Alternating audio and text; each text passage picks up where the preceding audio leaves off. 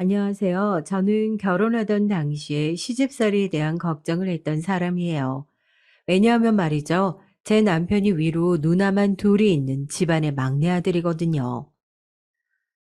그동안 이야기만 전해 들었을 때는 별 생각 없었는데, 이제 결혼을 하겠다는 마음을 먹고 보니까, 그럼 나한테는 손이 신우만 둘인 거네? 그분들 눈에는 내가 얼마나 거슬릴까? 지금까지는 그냥 남동생하고 알콩달콩 잘 만나는 여자라고 편하게 생각을 해 주셨을지 몰라도 결혼하면 달라지겠지. 내가 눈엣 가시로 보이겠지? 뭐? 아, 왜 그런 소리를 해? 절대 아니야. 그럴 리가 없어. 우리 누나들 얼마나 착한데. 내가 진짜 내 친누나들이라서 하는 소리가 아니야.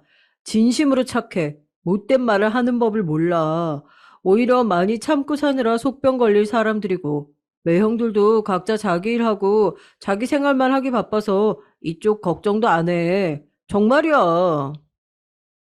그래? 그렇게까지 말을 하니까 나도 속는 셈 쳐보자는 생각이 들긴 하네. 난 솔직히 어디로 가서 빈말로라도 내 남동생이 착하고 괜찮은 사람이라는 소리 절대 못하겠거든. 아, 처남 때문에 너무 그렇게 신경 쓰지 마. 우리 결혼하고 나면 이제 우리 가족들하고 친하게 재미있게 그렇게 지내면 돼. 처남 때문에 서럽고 힘들었던 지난 날들 앞으로 다 잊었으면 좋겠다. 아, 누가 와서 내 대가리를 깨부수지 않는 이상 그런 지난 날들이 잊을 수가 없을 것 같지만 자기 말에는 동의해. 결혼하고 나면 자기 가족들이 이제는 내 가족들이다. 이렇게 생각만 하고 진심으로 잘 지내보고 싶어. 자기도 알지? 나 화목한 가족의 모습, 이런 걸 꿈에서나 그려봤다는 거. 그게 실현된다면 정말 신기할 것 같아. 저는 집안에서 사랑을 못 받으며 자라온 자식이었어요. 행복하게 웃는 나날보다 괴로워서 울상을 짓는 나날이 더욱 많았던 게 저의 유년 시절이었죠. 그래서 항상 화목한 가족의 모습을 꿈꾸고 그러면서도 그와 동시에 그건 이루어질 수 없는 허상처럼만 느껴져서 결혼에 부정적인 사람이었습니다. 연애를 하다가도 상대방의 결혼 이야기를 꺼내기만 하면 그 즉시 마음이 확 식어버릴 정도였어요. 그만큼 결혼 생활에 대한 불신까지 강했던 것은 제 친정 부모님의 사이좋은 모습을 거의 보지 못하고 자랐기 때문입니다. 제 친정 아버지란 분은 상습적으로 바람을 피우는 분이었어요. 제가 9살 때였나? 그 정도 되었을 때부터 바깥으로 돌기 시작하셨던 것으로 알고 있습니다. 그래서 친정 엄마께서는 악에 받쳐 사셨고요. 외가 식구들이 죄다 성격들도 특이하고 이상하고 거기다가 여자는 출가 외인이라는 사고방식이 무척 팽배했기 때문에 친정 엄마께서는 당신의 집안 식구들에게 도움을 요청할 수도 없었어요. 친정 엄마의 시댁인 제 친가는 말해 무엇하나요? 도움이 되는 존재가 친가에 단 한 명도 없었습니다. 친정 아버지의 상습적인 바람을 두둔하게 바빴고 걸핏하면 돈 이야기를 하면서 종국에는 돈 좀 빌려달라는 내용으로 마무리를 지어댔고 자기들끼리 자주 싸워댔고 집안 분위기가 항상 개판이었습니다. 결혼을 하신 직후에는 시집살이도 모질게 당하셨던 전적까지 있는 친정 엄마께서는 갈수록 화병을 안고 사셨고요. 유일한 그분의 피난처이자 안식처는 바로 자식이었습니다. 저는 아니었고요. 남동생이요. 가뜩이나 시집살이를 당하던 와중에 딸로 태어난 저는 친정 엄마께 하등 도움이 되지 못하는 자식이었어요. 첫째 자식을 딸로 낳았다고 모진 구박이 이어졌거든요. 그때 서름이 무척 강하셨던가 보더라고요. 저는 면전에 대고 친정 엄마로부터 너는 괜히 태어났어 라는 소리까지 들어본 적이 있습니다. 반면에 남동생은 아들로 태어나준 것만으로도 천하의 효자였고요. 처음부터 친정엄마의 깨물었을 때 가장 아픈 손가락이었습니다. 저는 집에서의 생활이 대부분 편하지 않았으니 남동생은 달랐을 거예요. 귀한 대접만 받았고 관심을 언제나 독차지했으니까요. 저는 언제나 찬밥 신세였고 관심 밖으로 밀려나 있었는데요. 그러다가 제가 중학교 때 일이 하나 있었죠. 부모님께서 급하게 어디 상갓집을 가신다고 했던 것 같아요. 그래서 저에게 남동생의 저녁밥을 차려주라고 하셨죠. 저는 남동생을 챙기라는 지시를 받은 게 한두 번이 아니었기 때문에 그러려니 하는 마음으로 수긍을 했죠. 저녁을 열심히 차렸더니 남동생이 단번에 안 먹는다며 짜증을 냈습니다. 그냥 좀 먹어주면 안 돼? 엄마가 너 꼭 저녁 먹어야 한다고 했단 말이야. 그러니까 그만 빈둥거리고 빨리 와서 밥 먹어. 안 먹는다고 했잖아. 맨날 반찬 꼬라지가 그게 뭐냐? 지나가는 개도 그 밥상 보고 어이없어서 안 먹고 지나가던 길이나 그냥 마저 지나가겠다. 있는 걸로 내 딸은 맛있게 차려본 거야. 다른 반찬 할 재료는 아예 집에 있지도 않아. 야, 너나 실컷 먹어라. 자꾸 나한테 귀찮게 하지 말고. 계속 쫑알거리면 면상 뭉개버린다. 뭐? 너 자꾸 누나한테 뭐라고 할 거야? 버릇없게. 나도 엄마가 너 챙겨주라고 해서 이러는 것 뿐이지 별로 내가 챙기고 싶어서 이러는 거 아니거든? 내 입장도 좀 생각해 줄래? 쫑알. 아, 더럽게 귀찮게 하네. 야, 내가 밥상 다 엎어버릴게. 그럼 되는 거지? 그러면 내가 먹을 이유도 없는 거지? 남동생은 제가 차린 밥상을 모두 망쳐버렸어요. 반찬들을 모두 부엌 개수대에 쏟아버렸고 제가 기겁해서 난리를 치자 그런 저를 피해서 밥을 베란다 밖으로 던져버리고 말았습니다. 저는 망연자실했죠. 이 녀석이 대체 무슨 짓을 저질렀나 싶었습니다. 쌀 한 톨이 귀하다고 생각했었거든요. 저희 친정집이 유복하게 잘 사는 것도 아니었으니까요. 부끄러운 이야기지만 저는 솔직히 그 이전까지 배부르게 집에서 밥을 먹어보지도 못했습니다. 제가 집에서 실컷 먹어본 밥이라고는 눈칫밥뿐이었거든요. 그런 저를 기만하듯 남동생이 기행을 벌이자 저는 화가 났습니다. 이 모든 게 불공평하다고 여겨졌어요. 절망하고 있는 제 얼굴을 보면서 남동생은 즐겁다는 듯이 키득키득 웃어댔죠. 그런 남동생에게 제가 다시 밥을 차려줘야만 했을까요? 당연히 그럴 이유가 없다고 저는 생각했었고 눈물을 꾹 참으면서 흔적들을 치웠습니다. 그리고 아주 깊은 밤중에 친정 부모님께서는 귀가하시자마자 남동생을 찾으셨어요. 배를 긁으며 자고 있는 남동생을 보시고서는 어이구 귀여운 녀석 이런 식으로 두 분은 말씀을 건네셨고 착실하게 졸음까지 이겨내고 마중을 나온 저에게는 힐끗 시선만 던지시는 게 끝이었습니다. 그런 것에 익숙해져 있었기 때문에 아무렇지 않았지만 잠시 후 남동생이 저녁을 안 먹었다는 것을 알게 되신 친정 엄마께서 불같이 화를 내시는 상황에는 아무렇지 않을 수가 없었어요. 야, 이 망할 계집애야. 너 네 동생 밥을 안 차려줬어? 네가 아주 정신이 나간 거지?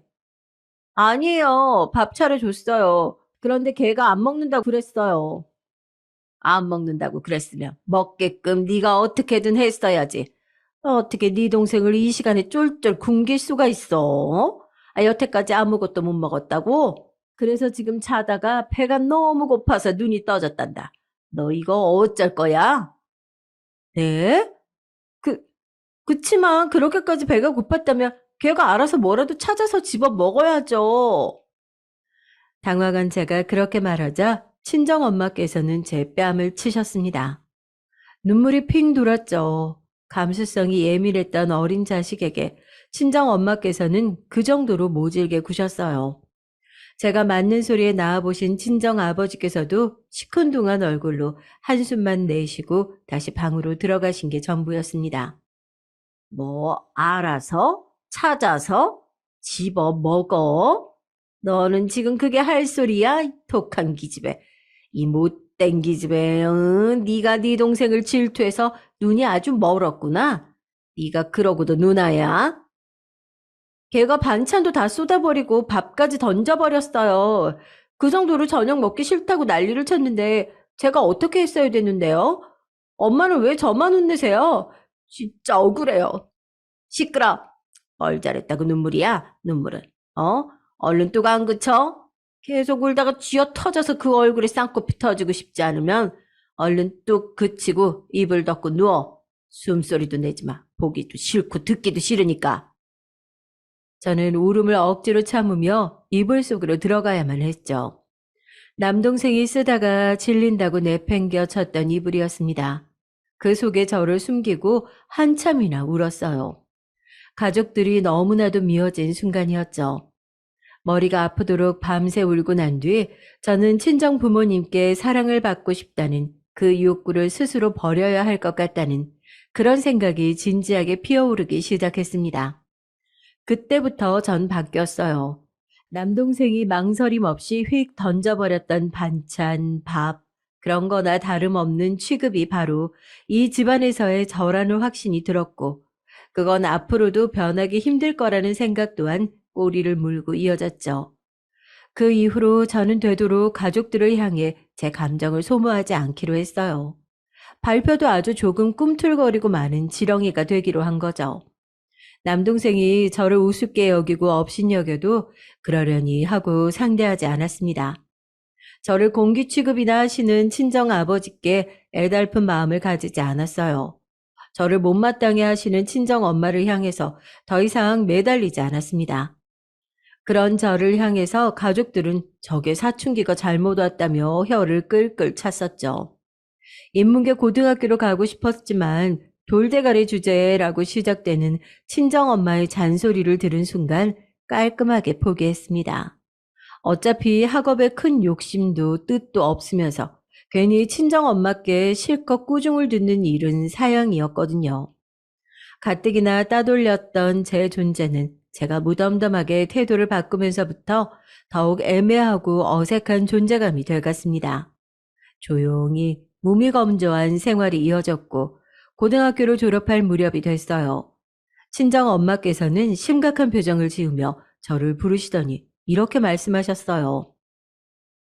미영아, 너는 돈 따박따박 나오고 밥 잘 챙겨주고 잔업이다 뭐다 하면서 추가로 돈 더 받을 수 있는 구석에 있는 일을 해라. 어? 엄마 말 들어.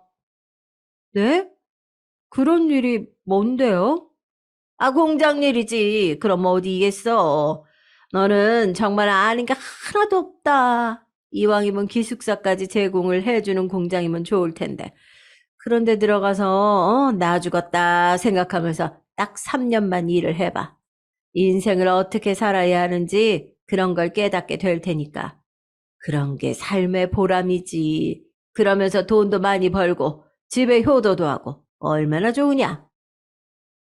제가 번 돈을 받아가시려고요? 세상에 얘 좀 봐라. 너 무슨 질문이 그래? 그럼 너는 낳아준 값, 키워준 값을 전혀 안 내고 천하의 불효녀가 되려고 그러냐?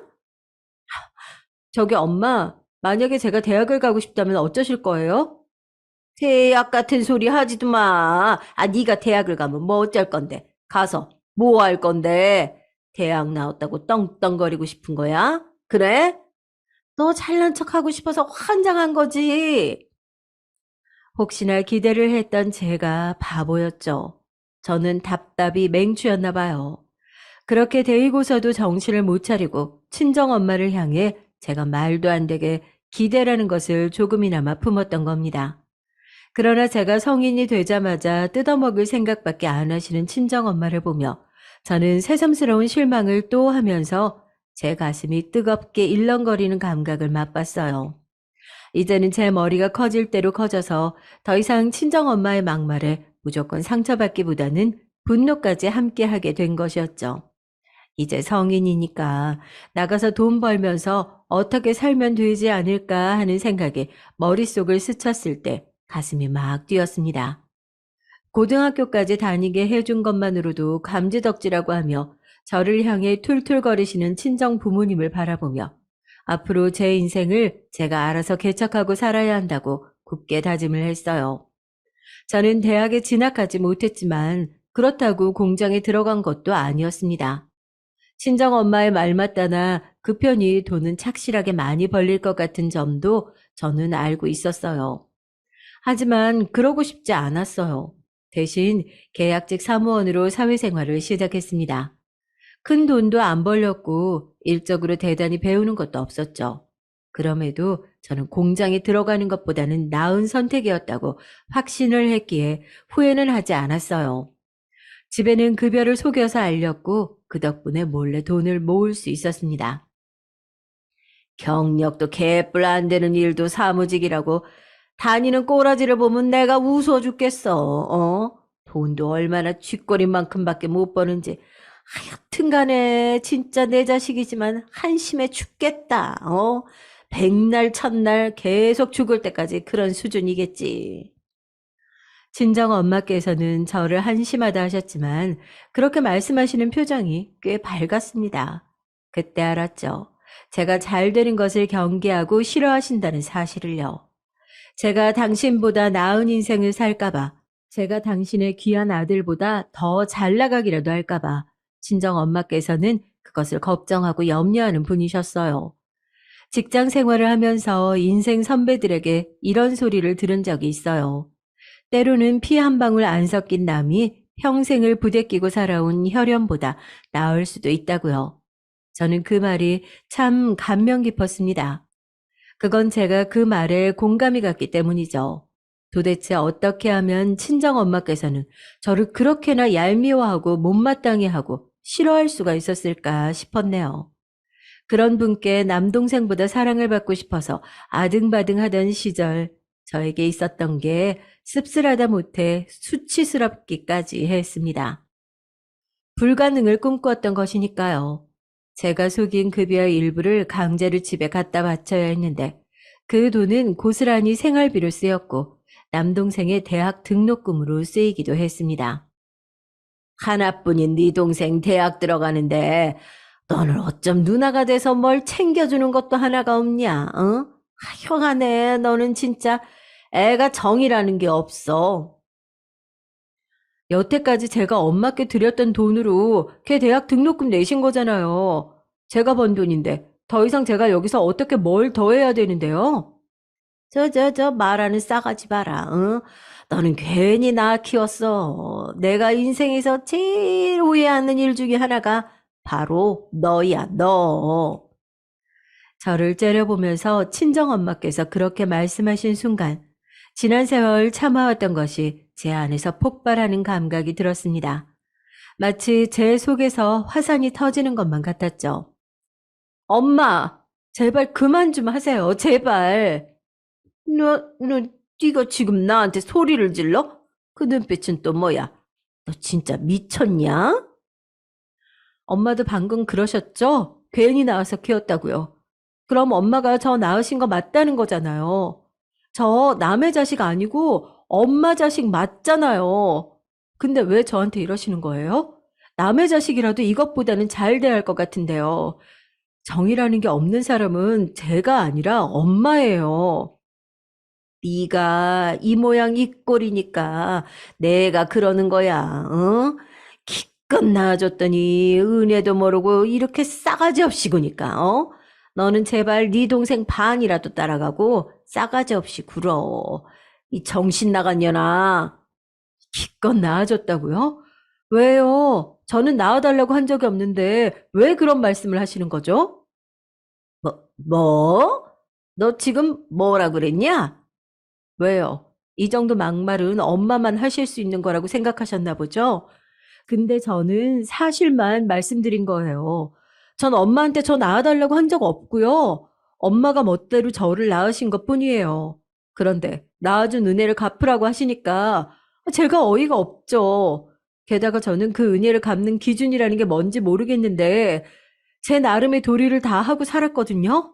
저 중학교 때도 학교 다니면서 일주일에 3번씩 친구네 이모님 가게로 아르바이트 다녔잖아요. 엄마가 제 용돈은 제가 벌라고 하셔서 그렇게 했었잖아요. 고등학교 때는 아예 아르바이트를 해서 번 돈의 반 정도를 엄마께 드렸고요. 졸업하자마자 직장 들어가서 돈 벌기 시작한 뒤로는 엄마가 아시는 대로죠. 제가 드린 돈으로 생활비도 하시고 그 잘나고 귀한 아들 대학도 보내시고 그러셨잖아요. 자, 이제 다시 말씀해 보세요. 제가 무슨 은혜를 모른다는 거죠, 엄마? 저는 제가 그 정도로 차갑게 말을 다다다 쏟아낼 수 있는 사람인 걸 그 순간에 처음 알았습니다. 그동안 밤에 자려고 누웠을 때 머릿속으로 상상해 본 적이야 몇 번 있었죠. 통쾌하게 할 말을 다 하면서 사는 그런 저의 모습을 상상하며 잠이 들 때면 제 인생도 다르게 느껴져서 잠시나마 행복했었어요. 그러나 아침에 다시 눈을 뜨면 초라한 제가 똑같이 지루한 하루를 보내기 위해 움직일 뿐이었습니다. 그래서 설마 제가 진짜로 현실에서 이렇게 굴 수 있을 거라고는 생각하지 못했어요. 그것도 친정 엄마를 향해서 모든 걸 쏟아내다니 스스로 신기했습니다. 손이 자꾸만 떨려서 주먹을 꽉 쥐어야 했고 심장이 너무 크게 뛰어서 입 밖으로 튀어나올 것 같은 감각이 들기까지 했지만 버텼습니다. 여기까지 지른 이상 물러설 수는 없었어요. 굳건한 눈빛으로 친정엄마를 쳐다봤습니다. 그리고 친정엄마께서는 도저히 믿을 수 없다는 표정으로 저를 멍하게 보고 계셨죠. 한참을 그렇게 계시다가 저를 향한 욕을 중얼거리시면서 돌아서셨습니다. 제가 아닌 친정엄마께서 먼저 후퇴를 하셨던 거예요. 남겨진 저는 그제야 다리에 힘이 풀려서 주저앉았죠. 조용히 흘러내린 눈물을 닦고 난 뒤 집에 남은 제 짐을 모두 챙기기 시작했습니다. 돈이 얼마나 쪼들리게 살든 상관없었으니 이제부터는 제 힘으로만 살아보자고 다짐했네요. 친정 엄마께 당당할 수 있었던 이유, 저는 그간 할 만큼 했기 때문입니다. 이제는 저만의 인생을 사는 게 나을 것 같더라고요. 자취방에서 초라한 몰골로 살아도 가끔 서글퍼지긴 했어도 마음만은 편하더라고요.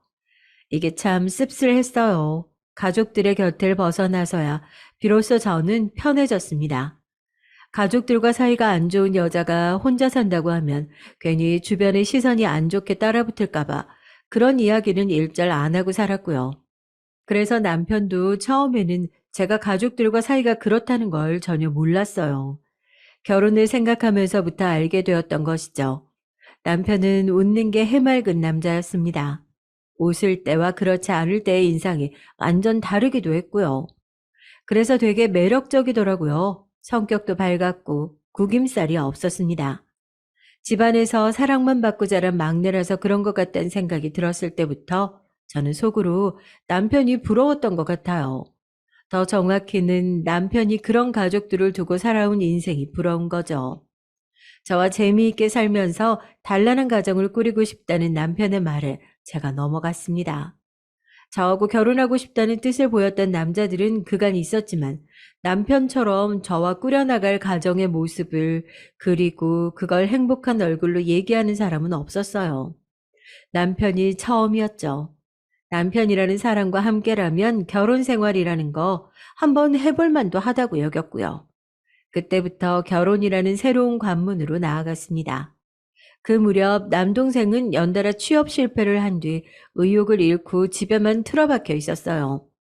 명문대로 손꼽히는 곳을 나온 것도 아니고 성적이 대단한 것도 아닌데 처음에 대기업만 노리고 지원을 했다는 후문에 제가 할 말을 잃었죠. 가당치도 않았거든요. 친정엄마의 치마폭 아래 쌓여서 시건방지게 제멋대로 자라난 남동생은 도무지 현실 감각이라는 걸 익힐 줄 몰랐어요. 이래도 남 탓, 저래도 남 탓, 본인의 탓은 절대 없었죠. 그러니까 줄줄이 취업시장에서 실패만 맛본 겁니다. 세상 물정 모르고 오만하고 남들과 유연하게 어우러질 줄 모르는 남동생 같은 인재를 어느 회사가 반겨주겠어요.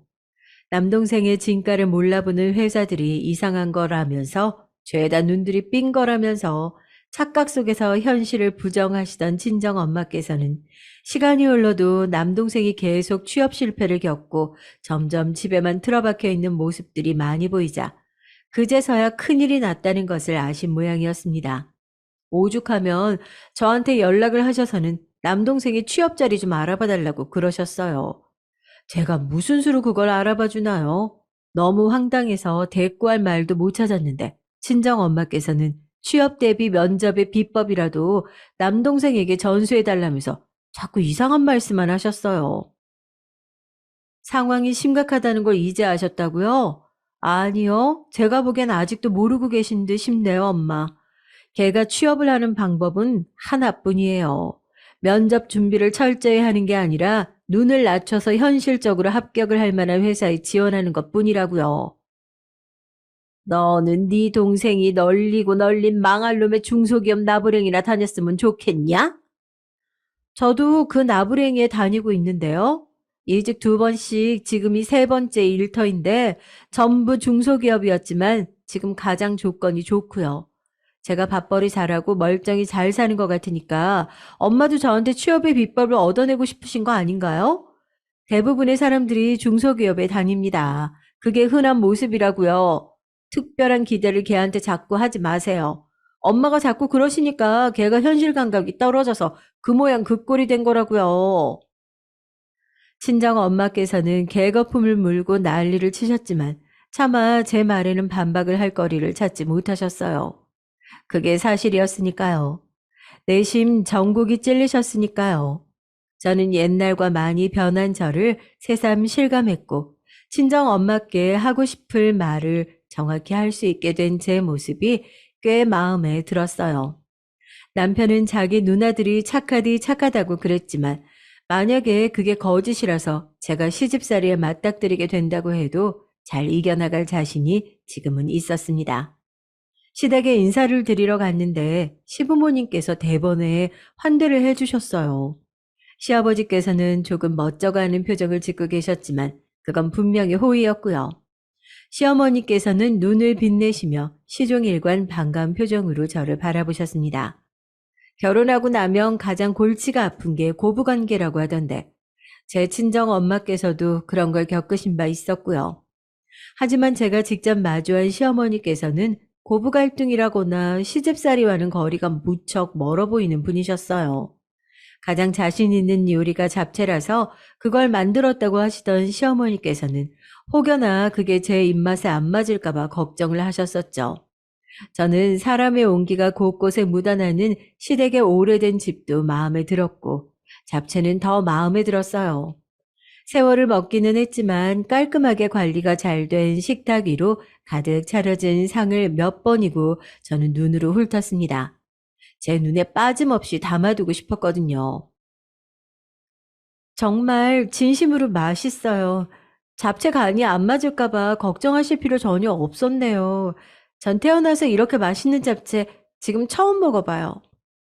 아이고, 우리 예쁜 아가씨가 얼굴만 예쁜 게 아니라 마음씨도 정말 예쁘네요. 그렇게 예쁜 말로 내가 만든 음식 맛있다고 해줘서 고마워요.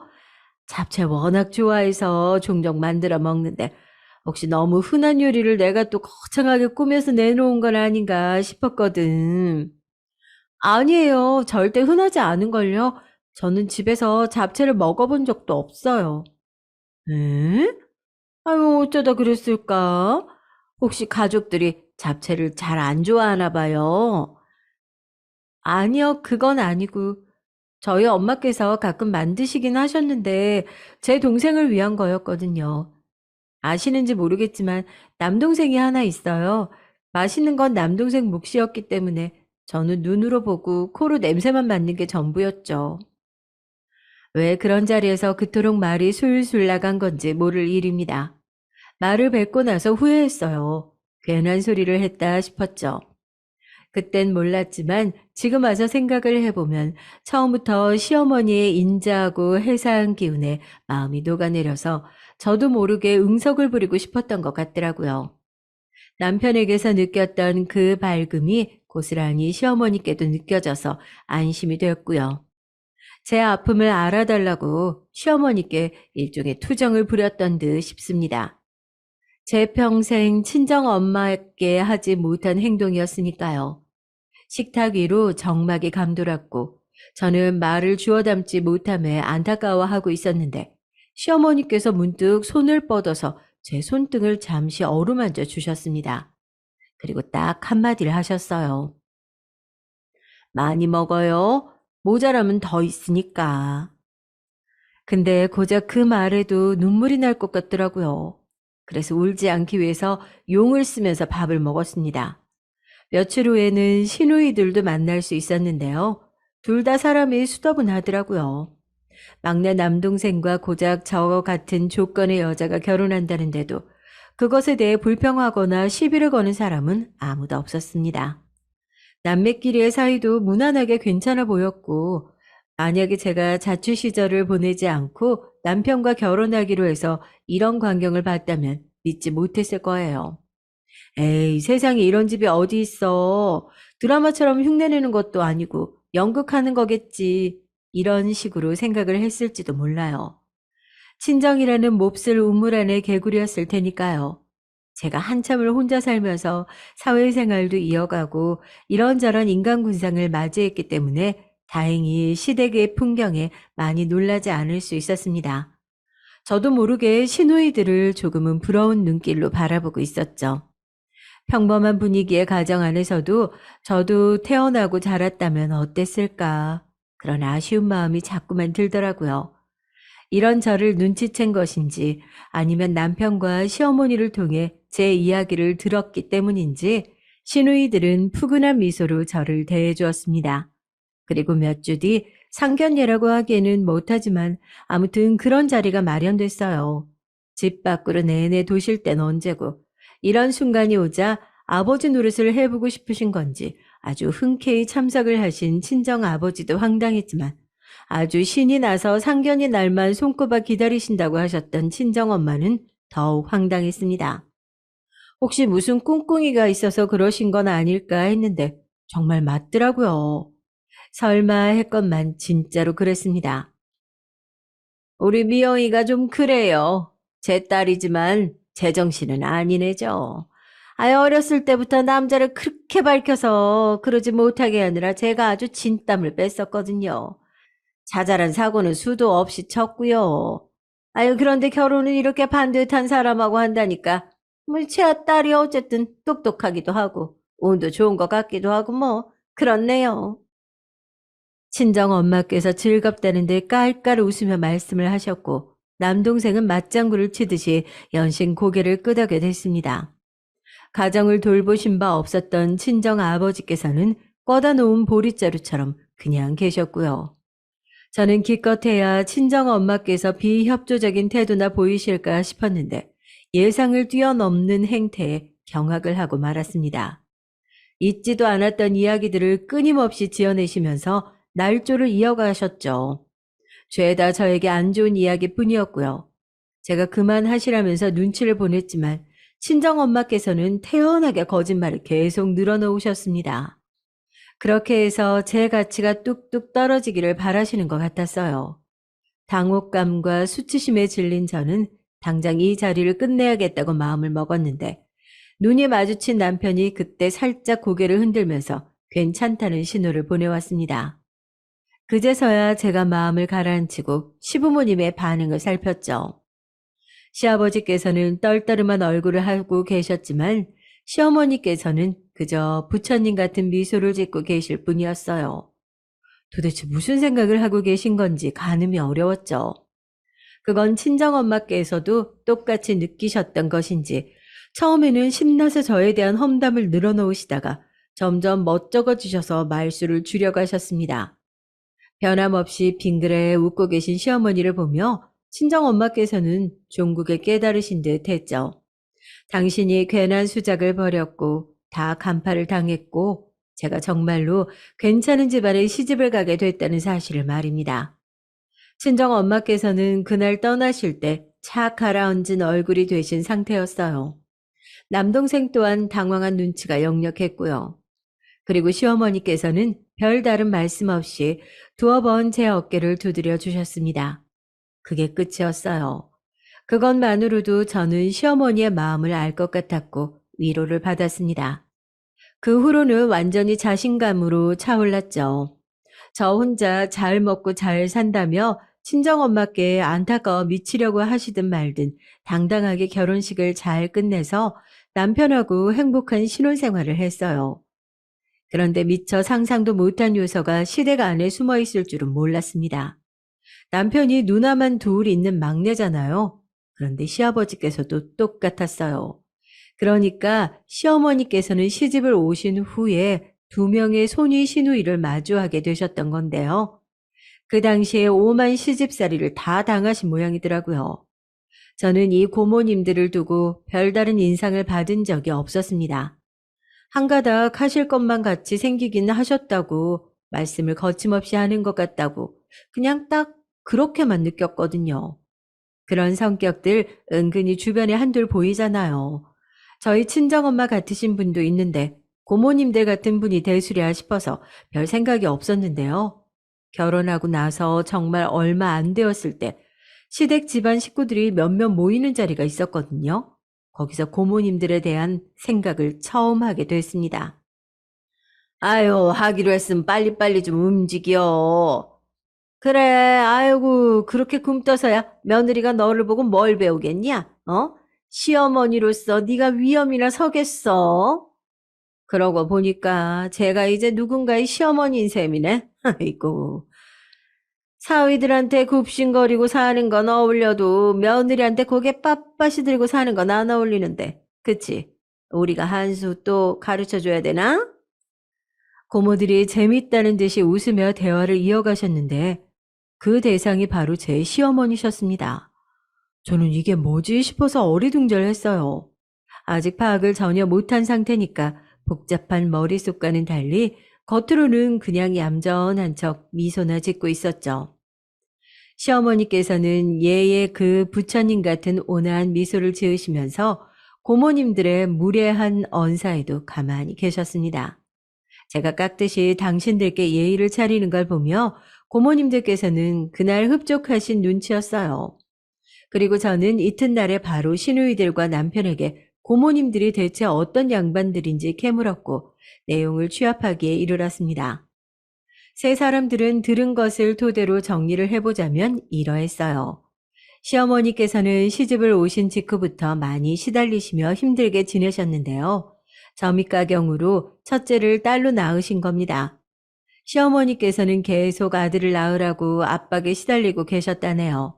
큰 시누이가 태어난 뒤 고모님들은 작정을 하고서 시어머니를 더욱 못살게 괴롭혔다고 합니다. 딸년 낳은 주제에 쉬기는 왜 쉬냐고 하면서 혹독하게 군 것이죠. 그래서 시어머니께서는 몸이 너무 안 좋아지셨고 큰 신우를 먼 지역에 당신의 친정에 맡기는 수밖에 없었다고 합니다. 2년 정도 맡기실 생각이었는데 그곳에서 아이가 없으면 적적할 것 같다고 하기에 더 맡기게 됐고 큰 시누이는 초등학교까지 그곳에서 나왔다네요. 큰 시누이는 엄격함을 따지고 드는 본인의 외할머니 외할아버지 아래서 어린 시절을 보내서 그런지 큰 소리를 낼 줄 몰랐고 어른들의 눈치를 습관적으로 살피는 아이로 자란 뒤에 집으로 돌아왔다고 합니다. 시어머니께서는 몸이 너무 안 좋았지만 아들을 언제 낳을 거냐고 닥달이 이어지니까 못 이기시고 둘째를 임신하셨어요. 하지만 둘째도 딸이었죠. 그때부터 또 고난이 시작되었고요. 게다가 작은 시누이가 어렸을 적부터 피부병을 앓았다고 합니다. 아토피 같은 거였어요. 팔다리부터 시작되니 얼굴까지 번져서 작은 시누이는 학교를 종종 결석했을 정도였대요. 자신감이 없고 의기소침한 성격이 될 수밖에 없었죠. 성인이 되고 나서야 피부가 점차 가라앉았다고 하더군요. 드디어 태어난 아들이 셋째 남편이었죠. 시어머니께서는 혹여 당신이 아들만 편애하는 엄마가 될까봐 그것을 일찌감치 경계를 하셨고 자식들에게 고루 사랑을 나누어 주려고 의식적으로 애를 쓰셨다고 합니다. 그 노력을 삼남매도 알았고요. 그래서 남편은 친척들의 관심을 독차지하는 삼남매 중에서 유일하게 자신만 아들이라는 사실에 우쭐대지 않았고 자기 누나들을 착하게 잘 따르는 동생이 될 수 있었습니다. 그리고 남편은 시누이들 같은 유년 시절에 그런 사정이 없었기 때문에 유독 더 해맑고 구김살이 없었던 거예요. 늘 방관자로 뒷짐을 지고 계셨던 시아버지께서는 세월이 흐르자 과거의 당신이 너무 비겁했다고 생각이 드셨는지 시어머니께 잘하려고 노력을 하셨다고 합니다. 그러나 한계가 있었고 여전히 고모님들이 무례하게 구실 때면 모른 척 자리를 뜨시는 분이었어요. 시아버지의 어린 시절에는 고모님들께서 딸이고 누나라는 이유로 많은 것을 희생하고 양보하며 사셨겠죠. 그것이 시아버지의 발목을 내내 잡은 것일지도 모릅니다. 고모님들과의 얽힌 이야기를 대강 알게 된 저는 시어머니 생각에 마음이 아팠어요. 이상하게 시어머니께서 겪으셨을 아픔에 제가 투영이 되더라고요. 저와 남동생이 서로를 좋아하지 않는 남매로 자라는 것도 참 씁쓸했고요. 친정에 대한 이런저런 얘기를 더 많이 하게 되었고 시어머니께 더욱 잘해드리고 싶어졌어요. 가식을 부리기는 싫었고요.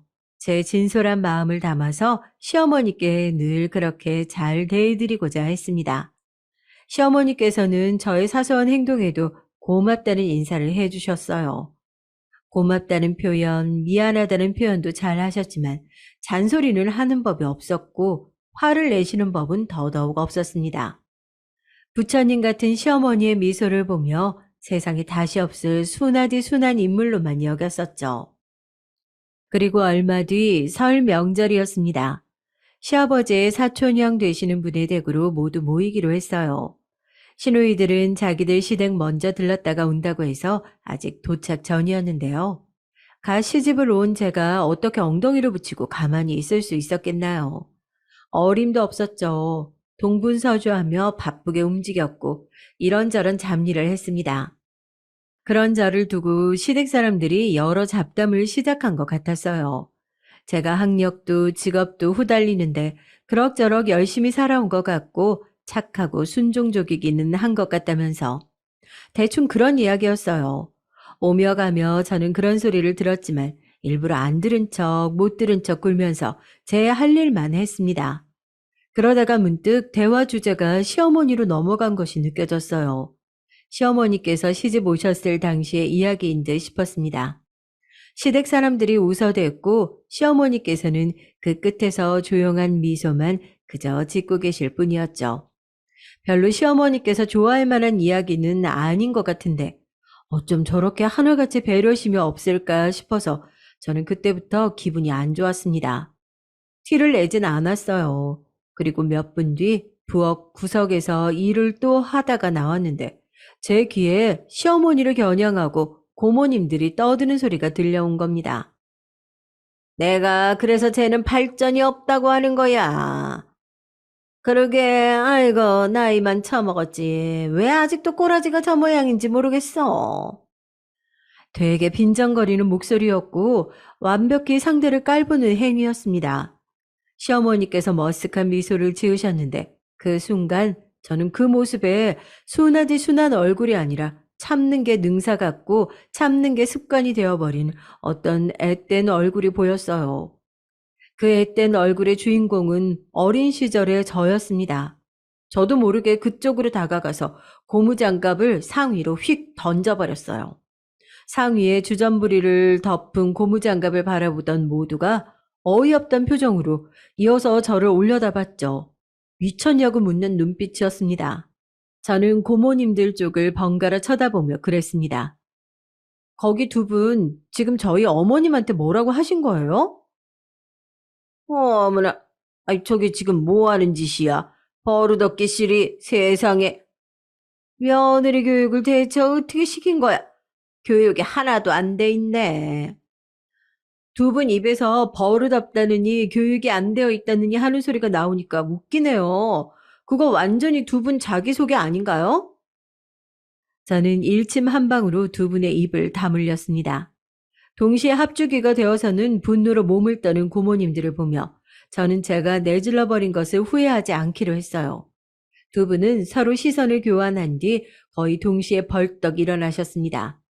그래봤자 제가 더 키가 커서 여전히 눈높이는 제가 더 위였지만요. 제 당당한 기세에 두 분이 움찔거리셨다가 이내 흥 하는 표정이 되셔서는 저에게 똑같이 삿대질을 날려대셨습니다. 너 아주 집안이 개판 5분 전이라면서? 역시 하나를 보면 열을 안다고 내가 이럴 줄 알았지. 답답이 백치 시어머니의 천박하고 교양 없는 며느리라니 아주 그냥 대단한 조합 나셨다. 제 욕만 하시면 되지 저희 어머님 욕은 왜 은근슬쩍 끼워 넣으세요. 그리고요 제 친정은 개판 5분 전이 아니라 이미 개판된 지 오래거든요. 5분 지난 지가 언젠데 참나 어이가 없어서. 제가 작정을 하고 일부러 싸가지 없게 쏘아붙이자 두 분의 얼굴에 열이 오르는 게 보였습니다. 다들 즐겁을 한 채로 저를 나무라기 위해서 하나둘 자리에서 일어나고 있었고요. 그런 때에 고모님들은 기어이 제 머리채를 잡고 마셨습니다. 치사하게 양쪽에서 잡더라고요. 제가 열받아서 비명을 지르던 바로 그때였습니다. 동작 그만! 큰 소리가 들려왔고 모두가 일시 정지한 채로 소리의 출처를 찾았어요. 놀랍게도 시어머니께서 전에 본 적 없던 차갑고 맹렬한 얼굴을 하고 계셨습니다. 저는 이게 꿈인가 생시인가 했죠. 다음 순간 더 놀라운 일이 계속해서 벌어졌습니다. 야, 이 망할 년들아, 그 손 안 나? 어디 감히 내 며느리한테 손을 대? 뭐, 년들? 망할 년들? 옳게, 지금 제정신이야? 그러는 너희들은 제정신이라서 나를 옳게라고 안 하고 지금까지 야, 너 거렸니? 당장 그 손이나 놔라. 내가 그 손모가지 잡아 비틀기 전에 누구는 힘이 없어서 그럴 줄 몰라서 안 하고 사는 줄 알아. 고모님들은 엄청난 충격에 빠진 채로 손을 덜덜 떨며 제 머리채를 놓아주었습니다. 저는 멍하니 시어머니 쪽을 바라봤죠. 본능적으로 막 가슴이 뛰고 있었던 것 같아요. 옳게, 미쳤구나. 정신 좀 차려. 지금 너무 흥분을 했네. 저럴 사람이 아닌데, 아이고, 갑자기 왜 저러는 거야? 아까 떡을 잘못 집어 먹었나? 정신들은 너희들이나 실컷 차려. 그리고 내가 갑자기 이러는 것 같아? 떡 얘기하니까 생각나네. 내가 우리 막내 아들 낳고서 얼마 뒤에 자궁에 문제가 생겨가지고 수술 받았을 때 2번 다시는 출산이 어렵다는 병원의 선고가 떨어져서 내가 울었을 때 너희들 어떻게 했었니? 떡집에서 인절미가 맛있게 됐었다고 그런 소리나 하면서 내 앞에서 떡이나 먹고 자빠졌었지. 아들 낳으면 된 거 아니냐며, 할 일 끝낸 자궁은 이제 방 빼도 되는 거 아니냐며, 그런 소리들을 내 면전에서 하면서 너희들끼리 신명나게 웃어댔었어. 그게 이날 이때껏 내 가슴 속으로 상처로 남아있는데, 내가 지금 갑자기 이러는 것 같아?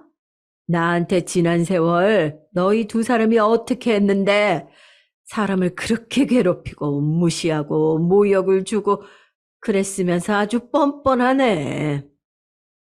시어머니께서는 눈물 한 방울 흘리지 않고 계셨지만 가슴으로 울고 계시다는 것이 느껴졌습니다. 모두가 어쩔 줄 몰랐고 당사자인 고모님들은 난감한 눈치였어요.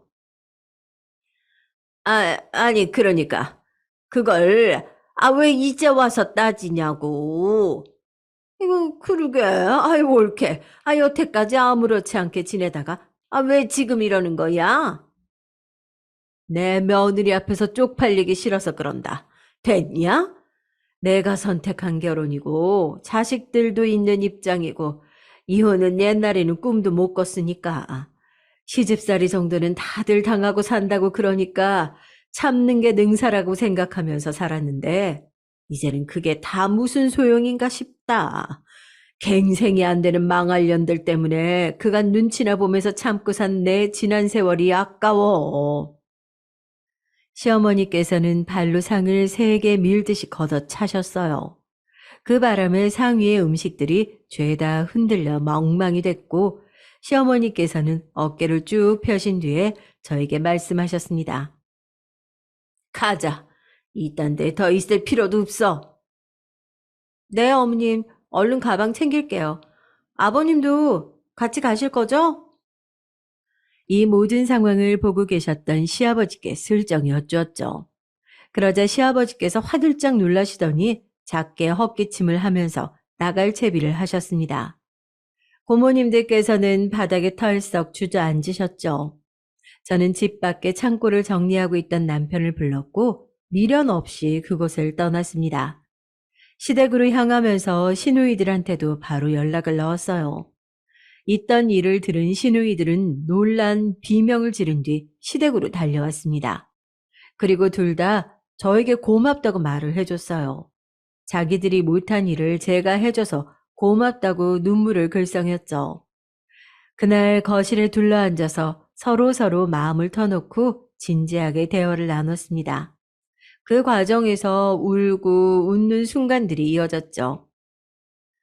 내 인생의 주인공은 나인 것을 한심하게 나는 오늘에서야 알았나 보다.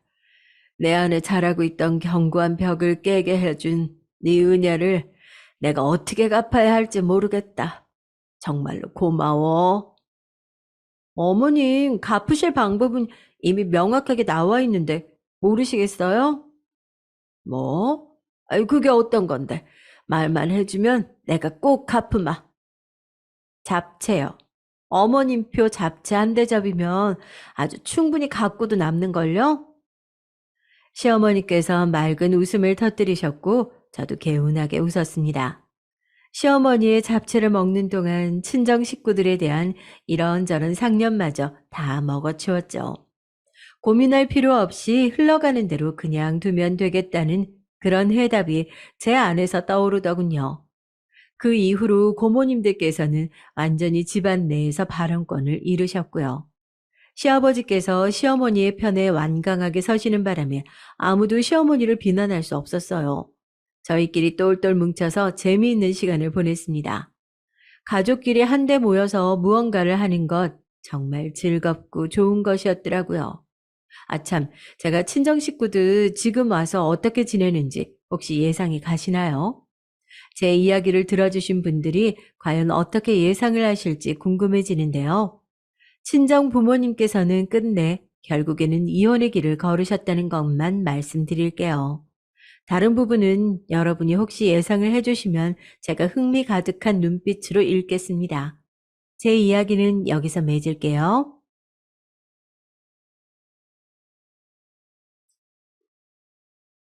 안녕하세요. 저는 40대 초반 3살 딸아이를 둔 아빠입니다. 저희 아내가 톡톡 사연 애청자인데 늘 집안일을 하면서 톡톡 사연을 틀어놓더라고요. 저도 아내 덕분에 톡톡 사연을 몇 번 듣게 되었는데 다양한 분들의 사연을 들으며 공감도 되고 같이 울고 웃으며 저 또한 애청자가 됐습니다. 항상 다른 분들의 이야기만 듣다가 저희 아내가 저의 굴곡진 인생 이야기를 보내보는 게 어떻겠냐고 해서 사연을 전달해 봅니다. 제 사연이 여러분들께 얼마나 공감이 될지는 모르겠지만 죽고 싶을 정도로 힘든 순간을 극복한 제 이야기를 듣고 어느 누군가는 힘을 내셨으면 하는 마음이 드네요. 제 이야기는 고등학교 시절로 거슬러 올라갑니다. 저는 고등학생 때 활발한 성격이었고 태권도 선수를 준비했을 정도로 운동신경이 좋아서 싸움도 잘했어요. 그래서 제 주변에는 친구들이 항상 많았고 싸움을 잘하니 아무도 저를 건들지 않았었죠. 고등학교를 별 탈 없이 지내려나 했는데 고등학교 3학년 때 친구와의 다툼으로 저희 부모님께서 학교에 오시는 일이 생겼습니다. 사건의 발달에는 저희 반에 굉장히 내성적이라 말수도 적고 친구들과 잘 어울리지 못하는 호섭이라는 친구가 있었는데요. 체격도 마르고 힘도 약해서 못된 친구들이 늘 호섭이를 우습게 보고 괴롭혔어요. 그러던 어느 날 점심시간에 다 같이 모여 점심을 먹고 있었는데 못된 친구들이 한두 명 모이기 시작하더라고요. 그날도 호섭이는 구석진 자리에서 혼자 밥을 먹고 있었습니다. 그리고 얼마 지나지 않아 5명쯤 패거리가 모이더니 호섭이에게 다가가 먹고 있던 도시락을 창문에 던져버렸어요. 호섭이뿐만 아니라 주변 친구들 모두 패거리의 행동에 화들짝 놀랐습니다. 그리고 그중 한 명이 호섭이에게 다가가 얼굴에 침을 뱉으며 이야기하더라고요. 야, 너네 집이 부자라며? 왜 여태 우리한테 말 안 했어? 어? 알았으면 지금까지 괴롭히지 않았을 텐데. 이제부터 우리 부모님을 대신해서 네가 우리한테 용돈 좀 줘라. 일단 지금 가진 돈 있으면 우리한테 좀 줘봐봐. 저도 호섭이네 집이 부자라는 사실은 짐작하고 있었는데요. 그도 그럴 것이 아침에 등교할 때마다 검은색 정장을 입은 운전기사님께서 비싼 차를 몰고 와서 호섭이를 학교까지 태워주셨거든요. 호섭이는 그동안 학교에서 혼자 생활을 하면서 못된 친구들의 심부름을 대신하거나 놀림은 당했는데요. 그날따라 패거리가 한데 모여 갑작스럽게 돈을 달라고 요구하니 당황스러웠나 봐요. 내가 왜 용돈을 줘야 되는데? 나 부잣집도 아니고 돈도 없어. 그러니까 제발 그냥 지나가줘. 호섭이가 아무 말도 못하고 순순히 돈을 줄 거라고 생각했는데 돈이 없다며 지나가 달라고 맞대응하자 못된 친구들이 더욱 흥분하며 난리를 치더라고요. 야, 지금 우리 장난하자는 거야? 좋은 말 할 때 돈 내놔. 아니면 다들 지켜보는 앞에서 부끄럽게 만들어 줄 테니까. 패거리는 물러서지 않고 호섭이에게 계속 돈을 요구했습니다. 그래도 호섭이가 묵묵부답이자 앉아있던 호섭이를 일으켜 세우고는 얼굴을 한 대 가격하더라고요. 그 순간 호섭이가 바닥으로 쓰러졌고 입술이 터져 피가 흘렀어요. 그 모습을 모든 친구들이 지켜보고 있었는데 호섭이를 도와주기 위해 아무도 나서지 않더라고요. 저는 남의 일에 굳이 끼어드는 성격은 아니었지만 강한 자가 약한 자를 괴롭히는 걸 보면 가만히 있지 못했습니다. 그래서 패거리에 맞서 호섭이를 제 뒤에 보호해주고 소리쳤습니다. 지금 너네 뭐 하는 짓이야? 약한 애들한테 돈이나 뺏으려고 하고. 야, 누가 얼른 선생님 좀 모시고 와. 갑자기 제가 나서서 호섭이를 보호하자 못된 친구들이 어이없어 하더라고요. 네가 뭔데 호섭이 얘를 감싸고 들어? 너까지 한번 맞아볼래? 패거리 중 한 명이 제 어깨를 치며 시비를 걸었고 호섭이처럼 저를 때리려고 했습니다. 저도 이대로 가만히 있으면 한 대 맞겠다 싶더라고요. 그래서 저도 맞서 싸웠습니다. 싸움을 좀 더 잘하던 제가 패거리 중 한 명에게 주먹질을 하려는 순간 담임 선생님이 오셨어요. 야, 김영수, 지금 뭐 하는 짓이야? 싸움 잘한다고 애들 때리기나 하고 지금 당장 부모님 모셔와. 선생님은 앞뒤 사정을 잘 모르시고 다짜고짜 저에게 부모님을 모시고 오라고 하더라고요. 저는 제가 잘못한 일이 없었기에 당당하게 부모님을 모셔왔습니다. 부모님께서도 제가 지금까지 학교를 다니면서 분란을 일으킨 적이 없었기에 선생님 연락을 받고 많이 놀라셨더라고요.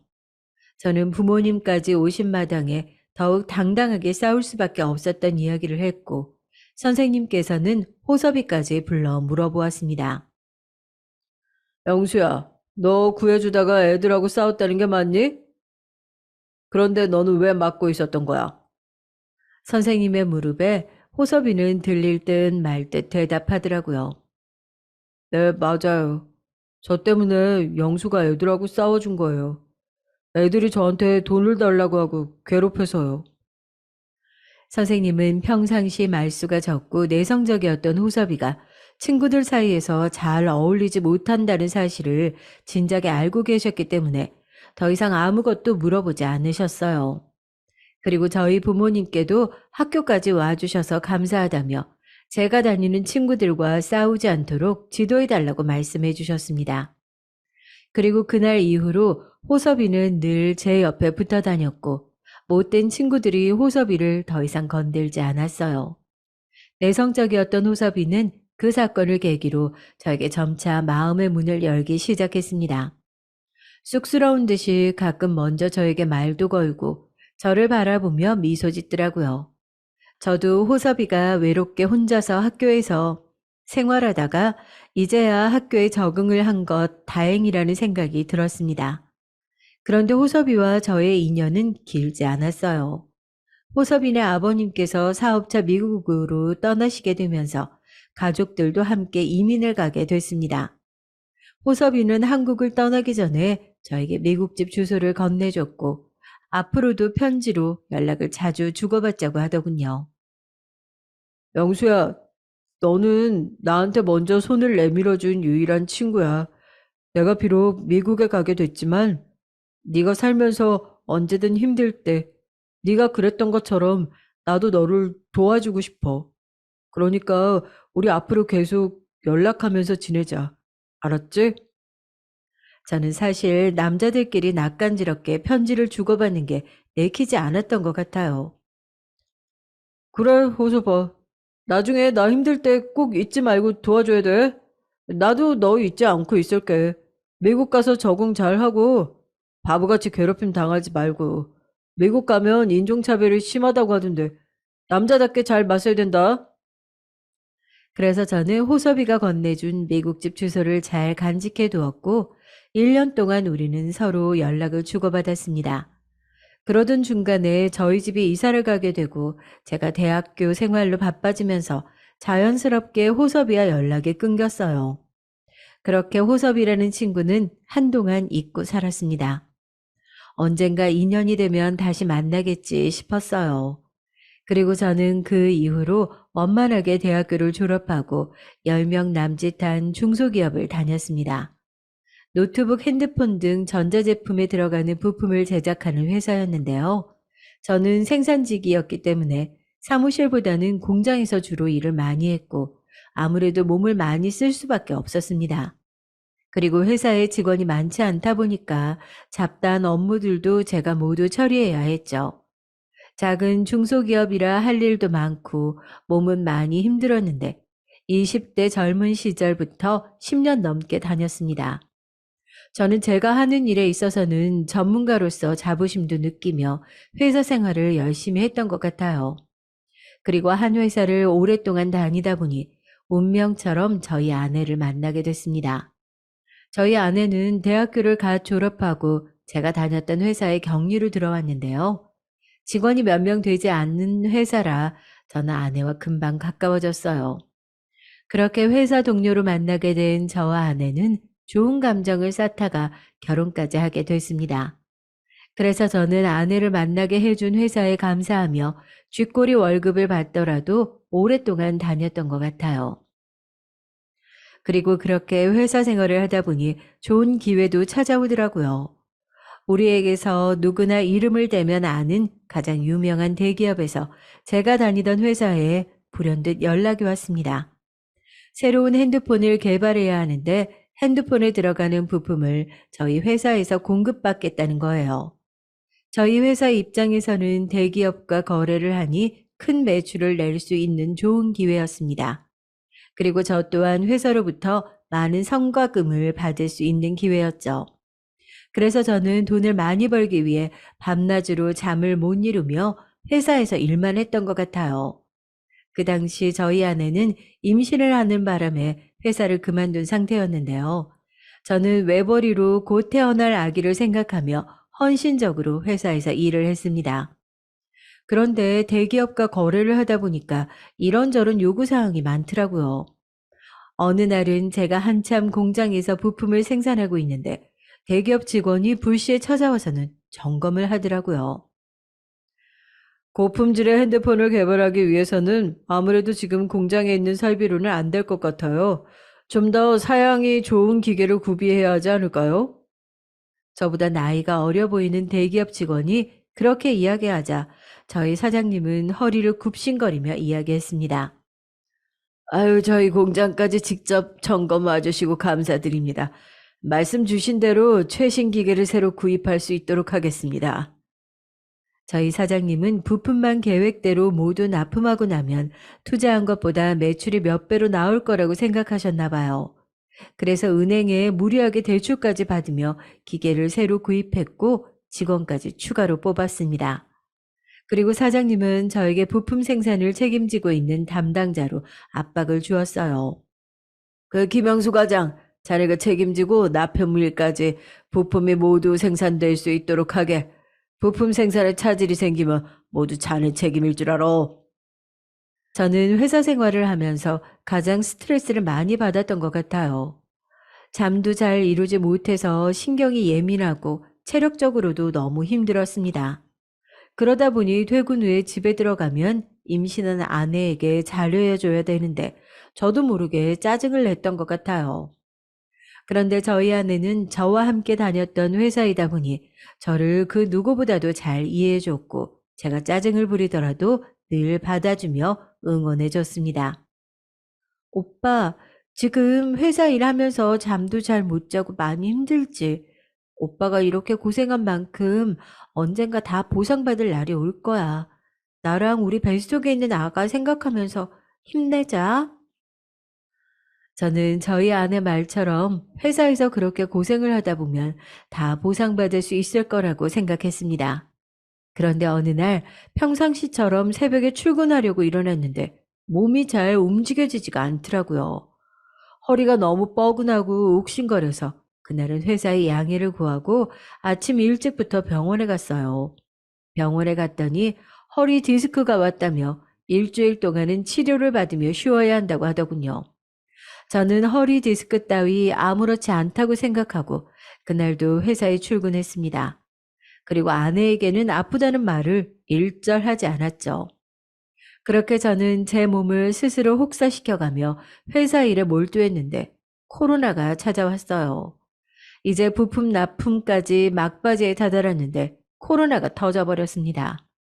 갑작스러운 재난 상황으로 인해 모든 회사 일이 멈춰버렸어요.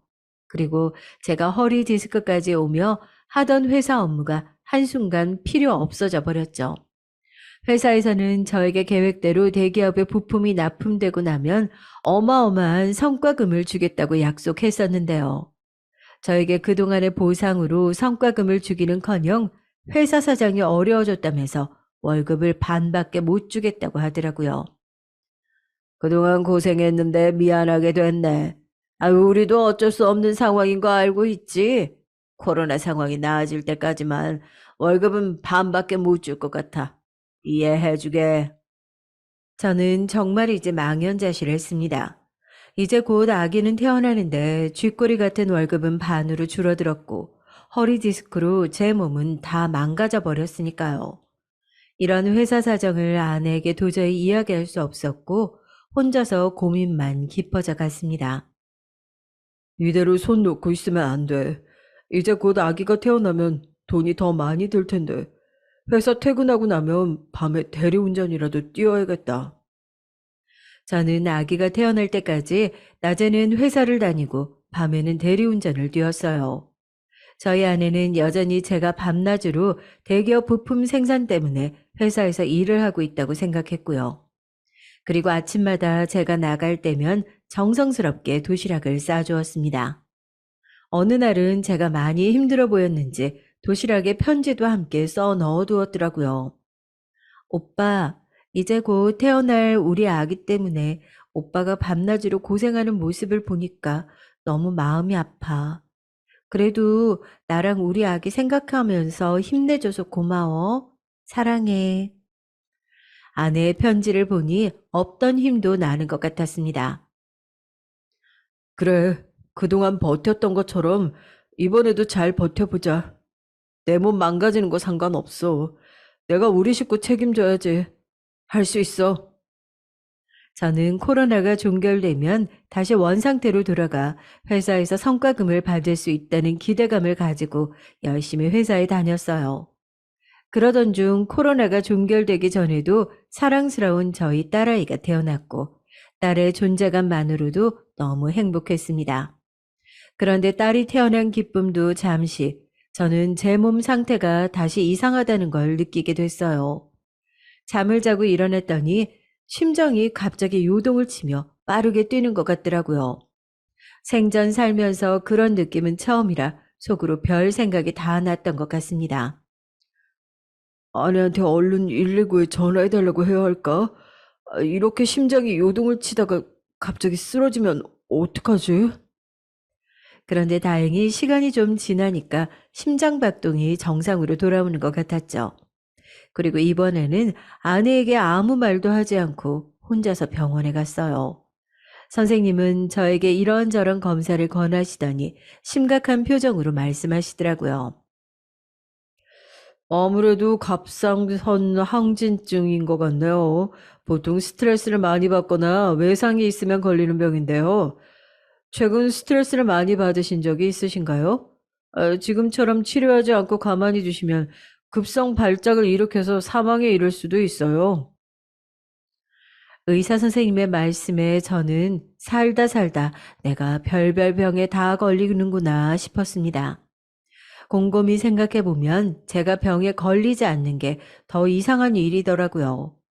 코로나가 시작되기 이전부터 밤낮으로 회사에서 일만 하고 코로나 이후부터는 대리운전까지 뛰면서 제 몸을 혹사시켰으니까요. 그동안 그저 열심히 일하느라 피곤하고 몸이 힘들어서 신경이 예민해졌나 싶었는데요. 갑상선 항진증이라는 병에 걸려서 그랬던 거더라고요. 그리고 저는 이 모든 사실을 아내에게 철저히 숨겼습니다. 안 그래도 갓 태어난 아기를 돌보느라 정신없을 아내에게 제가 아프다는 사실을 알릴 수가 없었거든요. 그렇게 저는 코로나가 끝나기를 기다리며 힘들게 외벌이 생활을 이어가고 있었습니다. 그런데 코로나가 끝날 기미가 전혀 보이지 않았고 회사 사정이 더욱 나빠졌습니다. 사실 제가 다녔던 중소기업은 가족 경영 회사였는데요. 사장님과 부장님, 그리고 사장님의 아들이 운영하는 회사였어요. 코로나 이후 회사 사정이 급격하게 안 좋아지기 시작하더니 저를 제외한 모든 직원을 자르더군요. 저는 워낙 회사 생활을 오래 하기도 했고 누군가는 회사에 남아서 업무 처리를 해야 했기 때문에 저만 자르지 않고 남겨두었던 것 같습니다. 저는 월급을 반으로 줄어들었지만 남들처럼 회사에서 잘리지 않은 것만으로도 감사해 했던 것 같아요. 그런데 참 웃긴 게 저와 10년 넘게 가족처럼 지냈던 사장님과 부사장님, 그리고 사장님 아들 모두 회사 사정이 안 좋아지자 저를 막대하기 시작하더라고요. 아무리 그렇다고 하더라도 한 회사에서 의리를 지키며 10년 넘게 회사를 키우기 위해 함께 노력했던 가족 같은 직원에게 막대하다니 어이가 없더라고요. 특히 사장님의 아들은 저보다 6살이나 어린 녀석이었는데요. 평상시 저에게 형이라고 부르며 생활하다가 직원들이 모두 나가고 회사에 저밖에 없다 보니 갑질을 하기 시작했습니다. 어느 날은 사장님 아들이 낮술을 하고 사무실에 와서는 혼자서 일하는 저한테 괜히 시비를 걸더라고요. 김영수 과장, 일 똑바로 안 해요? 다른 사람들처럼 잘리고 싶어서 안 달랐나, 어? 우리 회사에서 잘리면 지금 이 상황에서 어디 다른 데 갈 수 있을 것 같아요? 정신 차려요. 내가 아버지한테 잘 오라고 말하기 전에. 저는 안 그래도 회사에서 사람들이 모두 나가서 혼자서 모든 일을 떠맡아 하고 있어 짜증이 많이 나 있는 상태였습니다. 그런데 저보다 나이도 어린 사장 아들 녀석이 다짜고짜 술 마시고 행패를 부리니 화가 나더라고요. 진철아, 내가 형으로서 한마디 할게. 아무리 회사 사정이 어렵고 힘들다고 하더라도 사람이 변하면 안 되는 거야. 우리 인연이 짧은 사이도 아니고 갑자기 나한테 이런 식으로 대하니까 당황스럽다. 사장님 아들 녀석은 사실 대학교도 나오지 않고 고등학교만 졸업한 상태에서 취업할 데가 없어서 아버지 회사를 다녔던 건데요. 사장님께서는 그동안 저에게 아들이 회사 일을 배울 수 있도록 제 밑에 두고 일을 가르쳐 주라고 했습니다. 그런데 갑자기 회사 사정도 안 좋아지고 될 대로 되라는 건지 저에게 막말을 하기 시작하는 거예요. 참나. 여기가 사적인 공간이에요? 내가 그동안 형이라고 부르니까 우스워 보였어요. 엄연히 여기는 회사고 내가 사장님 아들인데 어디서 감히 저한테 훈계질이에요. 저는 본인보다 직급도 높고 일을 알려준 상사한테 사장님 아들이라고 갑질하는 그 녀석의 입을 틀어막고 싶었습니다.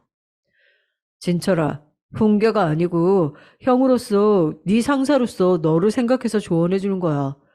회사 내에서 최소한의 상도덕이라는 게 있는 건데 네가 나한테 하는 행동은 좀 예의가 없는 것 같다. 사장님의 아들 녀석은 제 이야기가 더 이상 듣기 싫었는지 술에 취해서 저에게 다짜고짜 주먹을 휘둘렀습니다. 저는 순간적으로 날아온 주먹을 피하지 못했고 그 자리에서 맞고 쓰러졌어요. 저는 그동안 이 거지 같은 회사에서 뭘 바라보고 다녔던 걸까요? 10년 넘게 한 회사를 다니면서 함께 회사를 성장시키기 위해 내 몸 버려가면서 일했더니 저보다 6살이나 어린 녀석한테 맡기나 하고요. 저는 그 자리에서 분노가 차올라 그 자리에서 당장 사장님 아들을 패버리고 싶었지만 꾹 참았습니다. 그리고 그날 저녁에 분노를 삭히지 못하고 대리운전을 나가는 대신 혼자서 술을 진탕 마셨어요. 술에 취해 집에 들어갔는데 아내가 어린 딸을 안고 저를 기다리고 있더라고요. 그런 아내를 보고 있으니 온갖 감정이 들었던 것 같습니다. 여보, 어린 나이에 나한테 시집와서 여보가 참 고생이 많다. 내가 너무 못난 남편이라 미안해. 평상시 술을 잘 마시지 않는 제가 술에 진탕 취해서 집에 들어오자 아내는 많이 놀랐던 것 같아요. 아내는 늘 저를 이해해 주었던 것처럼 그날도 아무 말 없이 저를 꼭 껴안아주며 토닥여 주었습니다. 저는 그런 아내에게 술에 취해 그동안 쌓여 있었던 제 안의 모든 이야기를 털어놨죠. 여보, 놀라지 말고 잘 들어줘. 코로나 이후로 회사 사정이 많이 안 좋아졌어. 지금 회사의 모든 직원이 잘리고 나만 남은 상태야. 그런데 그 거지 같은 회사에서 10년 넘게 내 몸 희생해가며 일했더니 이제 와서 나한테 막대하더라. 그리고 지금은 월급도 제대로 못 받아서 대리운전 뛰고 있어. 몸이 너무 아파서 병원에 갔더니 허리 디스크에 갑상선 항진증이래. 나 솔직히 회사에서 버티기가 너무 힘들다, 여보. 저는 아내에게 술에 취해 그 전날 사장님 아들 녀석에게 맞았다는 이야기까지 모두 싹 다 이야기했던 것 같습니다. 그리고 아내는 저에게 당장 회사를 그만두라고 했어요. 그런데 저는 어린 딸아이를 생각하면 자존심이 상하더라도 회사를 그만둘 수 없었습니다.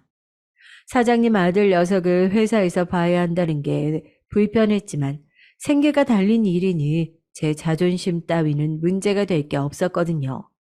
그런데 며칠 뒤 큰일이 터졌습니다. 제가 회사 일을 간신히 끝마치고 대리운전을 뛰러 가는 도중에 쓰러져서 응급실에 입원을 한 거예요.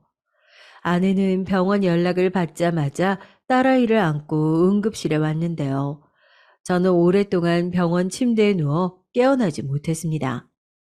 의사 선생님 말씀에 따르면 제가 과로와 영양실조로 인해 쓰러졌는데 그동안 잠을 충분히 이루지 못해 깨어나지 못했다고 하더라고요. 다른 큰 병으로 인해 쓰러진 게 아니라 다행이라는 생각이 들었는데요. 제가 쓰러지자 아내의 심정은 말이 아니었나 봅니다. 집에 들어오자마자 아내는 저에게 화를 내며 이야기했어요. 내가 지난번에 오빠한테 이야기했지? 돈이 뭐가 중요하냐고. 이대로 죽을 셈이야? 나랑 우리 딸 남겨두고 오빠 혼자 죽을 셈이냐고. 오빠 당장 회사 그만둬. 오빠 건강 회복할 때까지 우리 세 식구 그동안 모아둔 돈으로 생활하면서 행복하게 지내자. 고집 부리지 말고 내 말 좀 제발 들어. 저는 아내의 이야기를 들으며 더 이상 고집을 부릴 수가 없었어요. 사실 저 또한 스스로 많이 지쳐 있었고 쓰러져서 응급실까지 다녀오고 나니 정신이 차려지더라고요. 그 다음날 저는 10년 넘게 다녔던 회사를 그만두었습니다. 처음에 회사를 그만두고 집에 가족들과 시간을 지내다 보니 너무 행복하더라고요. 그런데 그렇게 2달 정도를 아무것도 하지 않으니 점차 생활 미천이 드러났고 더 이상은 가장으로서 집에서 쉬면 안 되겠다는 생각이 들더라고요. 그래서 다시 회사에 취업을 하려고 했는데 저를 받아줄 만한 곳이 없어 보였어요. 여전히 코로나로 인해 제가 갈 만한 회사들은 경영 사정이 좋지 않았고 인원을 뽑기보다는 감축하느라 바빴거든요. 당장에 오토바이 배달이라도 시작해야 할까 고민하던 찰나에 회사 생활을 하면서 알게 되었던 형님에게 연락이 왔습니다. 영수야, 잘 지내? 너 회사 그만뒀다는 이야기 우연히 듣게 됐는데 요즘 뭐 하고 지내냐? 나도 회사 사정이 갑자기 어려워져서 그만두고 카페 사업을 시작한 지 얼마 안 됐어. 그런데 생각보다 돈벌이가 괜찮아서 너도 할 생각 있으면 한번 해보라고 연락해봤어. 아는 형님께 갑작스럽게 연락이 와서는 저에게 카페 사업을 해보는 게 어떻겠냐고 하니까 당황스럽더라고요. 그리고 주변에 널린 게 카페인데 얼마나 잘 될까 싶었습니다.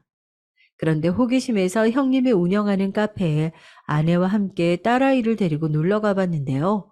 사람들이 생각보다 꽤 많더라고요. 그리고 그 모습을 보니 회사에서 월급을 받는 것보다는 제가 직접 사장이 되어 가게를 운영하는 것이 더 낫겠다 생각이 들더군요. 카페도 유동 인구가 많고 목 좋은 곳을 구하게 되면 주변에 아무리 많더라도 운영하기에 나쁘지 않아 보였습니다. 혹시 다시 회사에 취업하기 힘들면 나한테 연락 줘. 내가 카페 사업을 시작할 수 있게 옆에서 도와줄게. 사람이 사람답게 살려면 돈을 벌어야지. 나도 내일 사업하니까 회사 다닐 때보다 마음도 편하고 돈도 여유 있게 벌어서 좋아. 형님이 그렇게까지 이야기하니까 저도 카페 창업이나 한번 해볼까 하는 마음이 생겼습니다. 그리고 아내도 형님이 운영하는 카페를 함께 다녀오고 나서 말하더라고요. 오빠, 내가 직접 가서 보니까 카페 창업도 나쁘지 않은 것 같더라. 무엇보다 오빠가 지금 몸 상태도 좋지 않은데 회사에 다시 취업해서 일하게 되면 또다시 다른 병에 걸릴 것만 같아. 차라리 그냥 마음 편하게 가게 차려서 운영하는 게 어떻겠어? 아내는 제 건강이 여전히 우려가 되었는지 회사 취업보다는 카페 창업을 하는 게 좋겠다며 이야기하더라고요. 저도 회사에 다시 취업하게 되면 제가 할 수 있는 업무 특성상 몸을 써야 하는 일밖에 없는 것 같았습니다. 지금도 허리 디스크와 갑상선 항진증으로 고생하고 있는데 다른 병을 얻게 될까봐 두려웠어요. 그래서 사업 자금은 부족하지만 카페 창업을 준비하는 방향으로 생각을 바꿨습니다. 카페 창업을 준비하면서 제가 이제는 사장님이 되어 나만의 사업체를 운영할 수 있다는 생각에 설렜던 것 같아요. 아내도 저와 함께 카페 일을 도와 함께 운영할 생각이었고요. 우리는 카페를 열기 위해 열심히 준비를 했습니다. 형님이 알려주신 대로 카페를 열고 나니 우려했던 것보다 다행히 장사가 더 잘 됐어요. 월세가 비싸더라도 목 좋은 곳에 카페를 열다 보니 유동 인구가 많았고 카페에 앉아서 커피를 마시는 손님과 더불어 지나가는 길에 커피를 포장하는 손님까지 인산인해를 이루었습니다.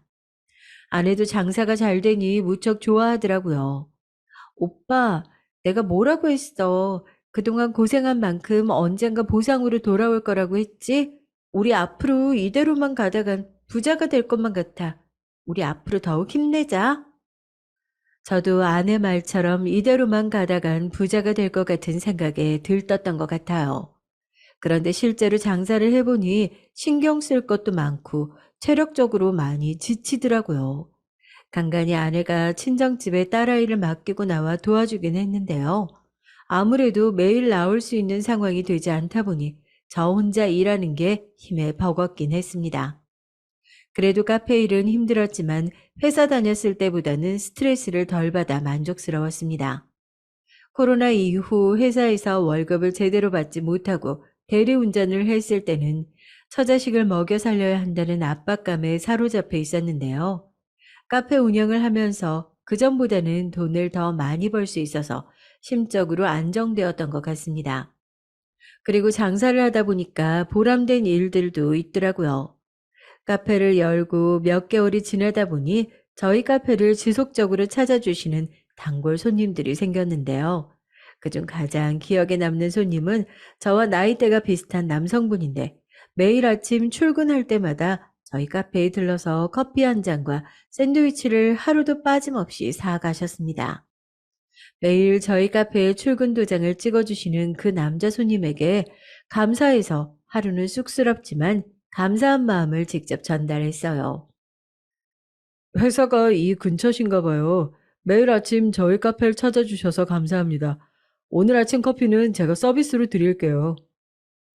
저는 감사한 마음에 그 남자 손님에게 커피를 서비스로 드리려고 했는데 한사코 거절하시면서 계산을 하시더라고요. 아유, 아닙니다, 사장님. 제가 사장님께서 내려주시는 커피가 너무 맛있어서 매일 아침에 들르는 거예요. 사장님 커피에 중독이 되어서 하루도 빠짐없이 사 마시게 되네요. 맛있는 커피를 내려주셨는데 공짜로 받을 순 없죠. 그냥 계산해 주세요. 저는 속으로 인성도 참 좋은 분이구나 생각했습니다. 그리고 그날 저녁 카페 문을 닫으려고 하는데 그 남자 손님께서 퇴근길에 다시 저희 카페를 들리셨더라고요. 사장님, 퇴근길에 아직 문이 열려 있어서 들렸어요. 커피 한 잔 뽑아 주실 수 있을까요? 사실 카페 문을 닫으려고 모두 청소하고 정리한 상태였는데 단골 손님을 위해서라면 못해드릴 게 없었습니다. 금방 커피 한 잔 내려드릴게요. 여기 앉아서 잠시만 기다려 주세요. 그리고 저는 커피를 내리고 있었는데 남자 손님께서 저에게 이런저런 이야기를 하시더라고요. 사장님 인상이 참 좋으세요. 저한테 늘 친절하게 대해주셔서 감사합니다. 제가 앞으로도 매일같이 사장님 카페 출근 도장 찍으러 올 테니까 오랫동안 이곳에서 장사해 주셔야 돼요. 알겠죠? 저는 도리어 그 남자 손님의 친절한 말씀에 따뜻함을 느끼고 너무나 감사했던 것 같아요.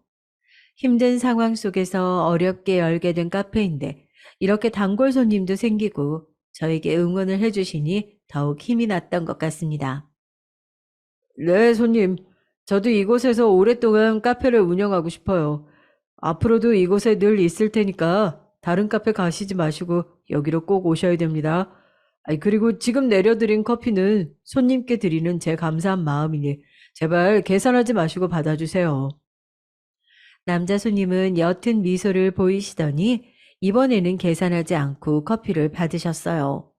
저는 그렇게 단골 손님을 만들어가며 장사에 재미를 붙이며 일을 하고 있었어요.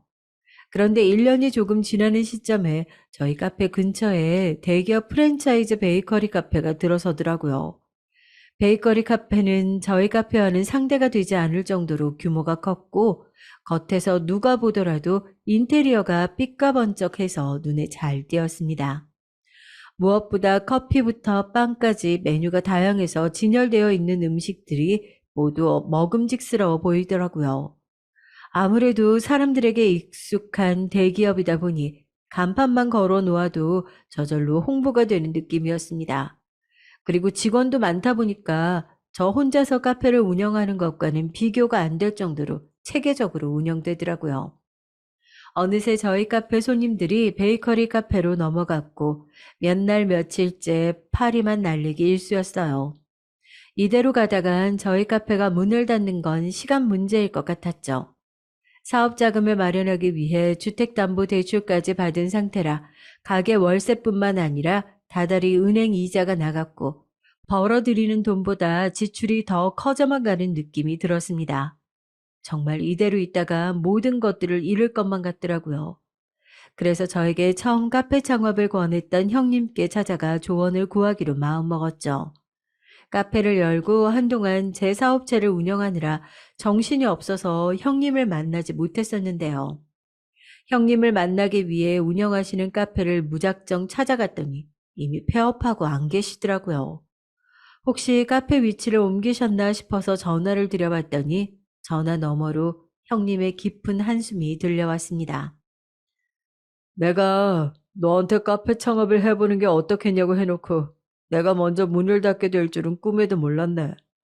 근처에 대형 카페가 몇 개 들어오고 나서부터 장사가 안 되기 시작하더니 계속 버티기에는 적자가 너무 심해서 얼마 전에 문 닫았다.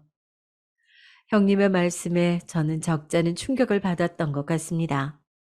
형님의 노하우를 바탕으로 어렵게 시작한 카페 창업이었는데 형님이 먼저 가게 문을 닫았다고 하니 할 말을 잃었던 것 같아요.